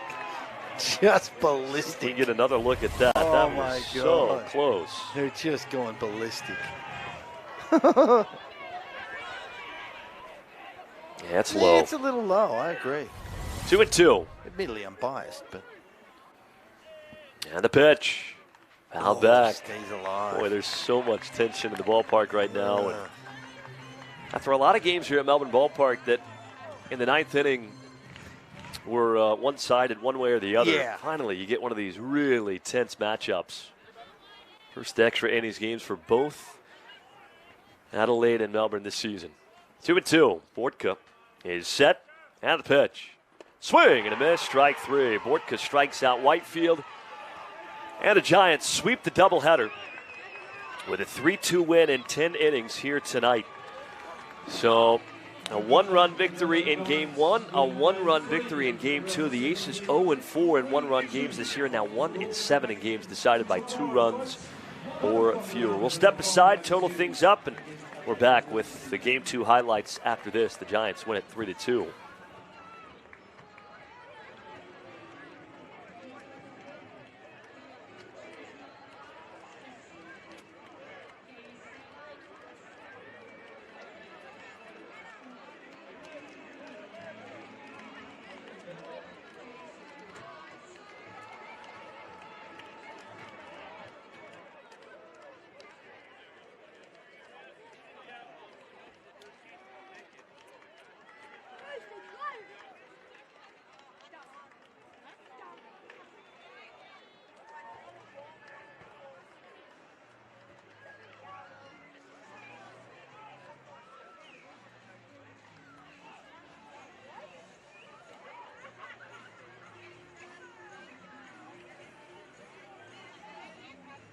Park, and the Giants celebrate a sweep of this doubleheader. A couple of 1-run wins, 2-1 in Game 1, 3-2 in Game 2. Here's how it happened.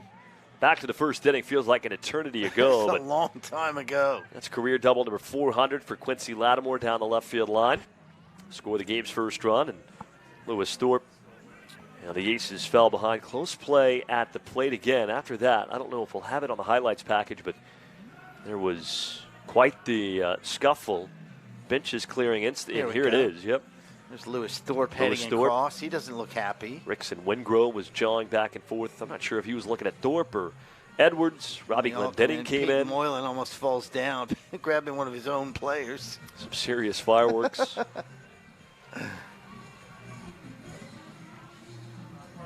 Very interesting. We didn't really get a great view of that in real time. It was tough to tell. Wingrove, he looks like Kenny Powers. Yeah, Wingrove was without question one of the igniting forces behind that. Again, we'll have to wait and see really what happened. Gunnar Kynes back there, he's just having a ball. Yeah, like I said, it was a very odd situation. So after that, 2-out RBI single from the Aces killer in Hendrik Nava. He made it 2-0. So good start for the Giants up 2-0, and there's that strange. That's Briley Knight handing out snakes. It's very strange. Bottom of the first. This was an interesting moment.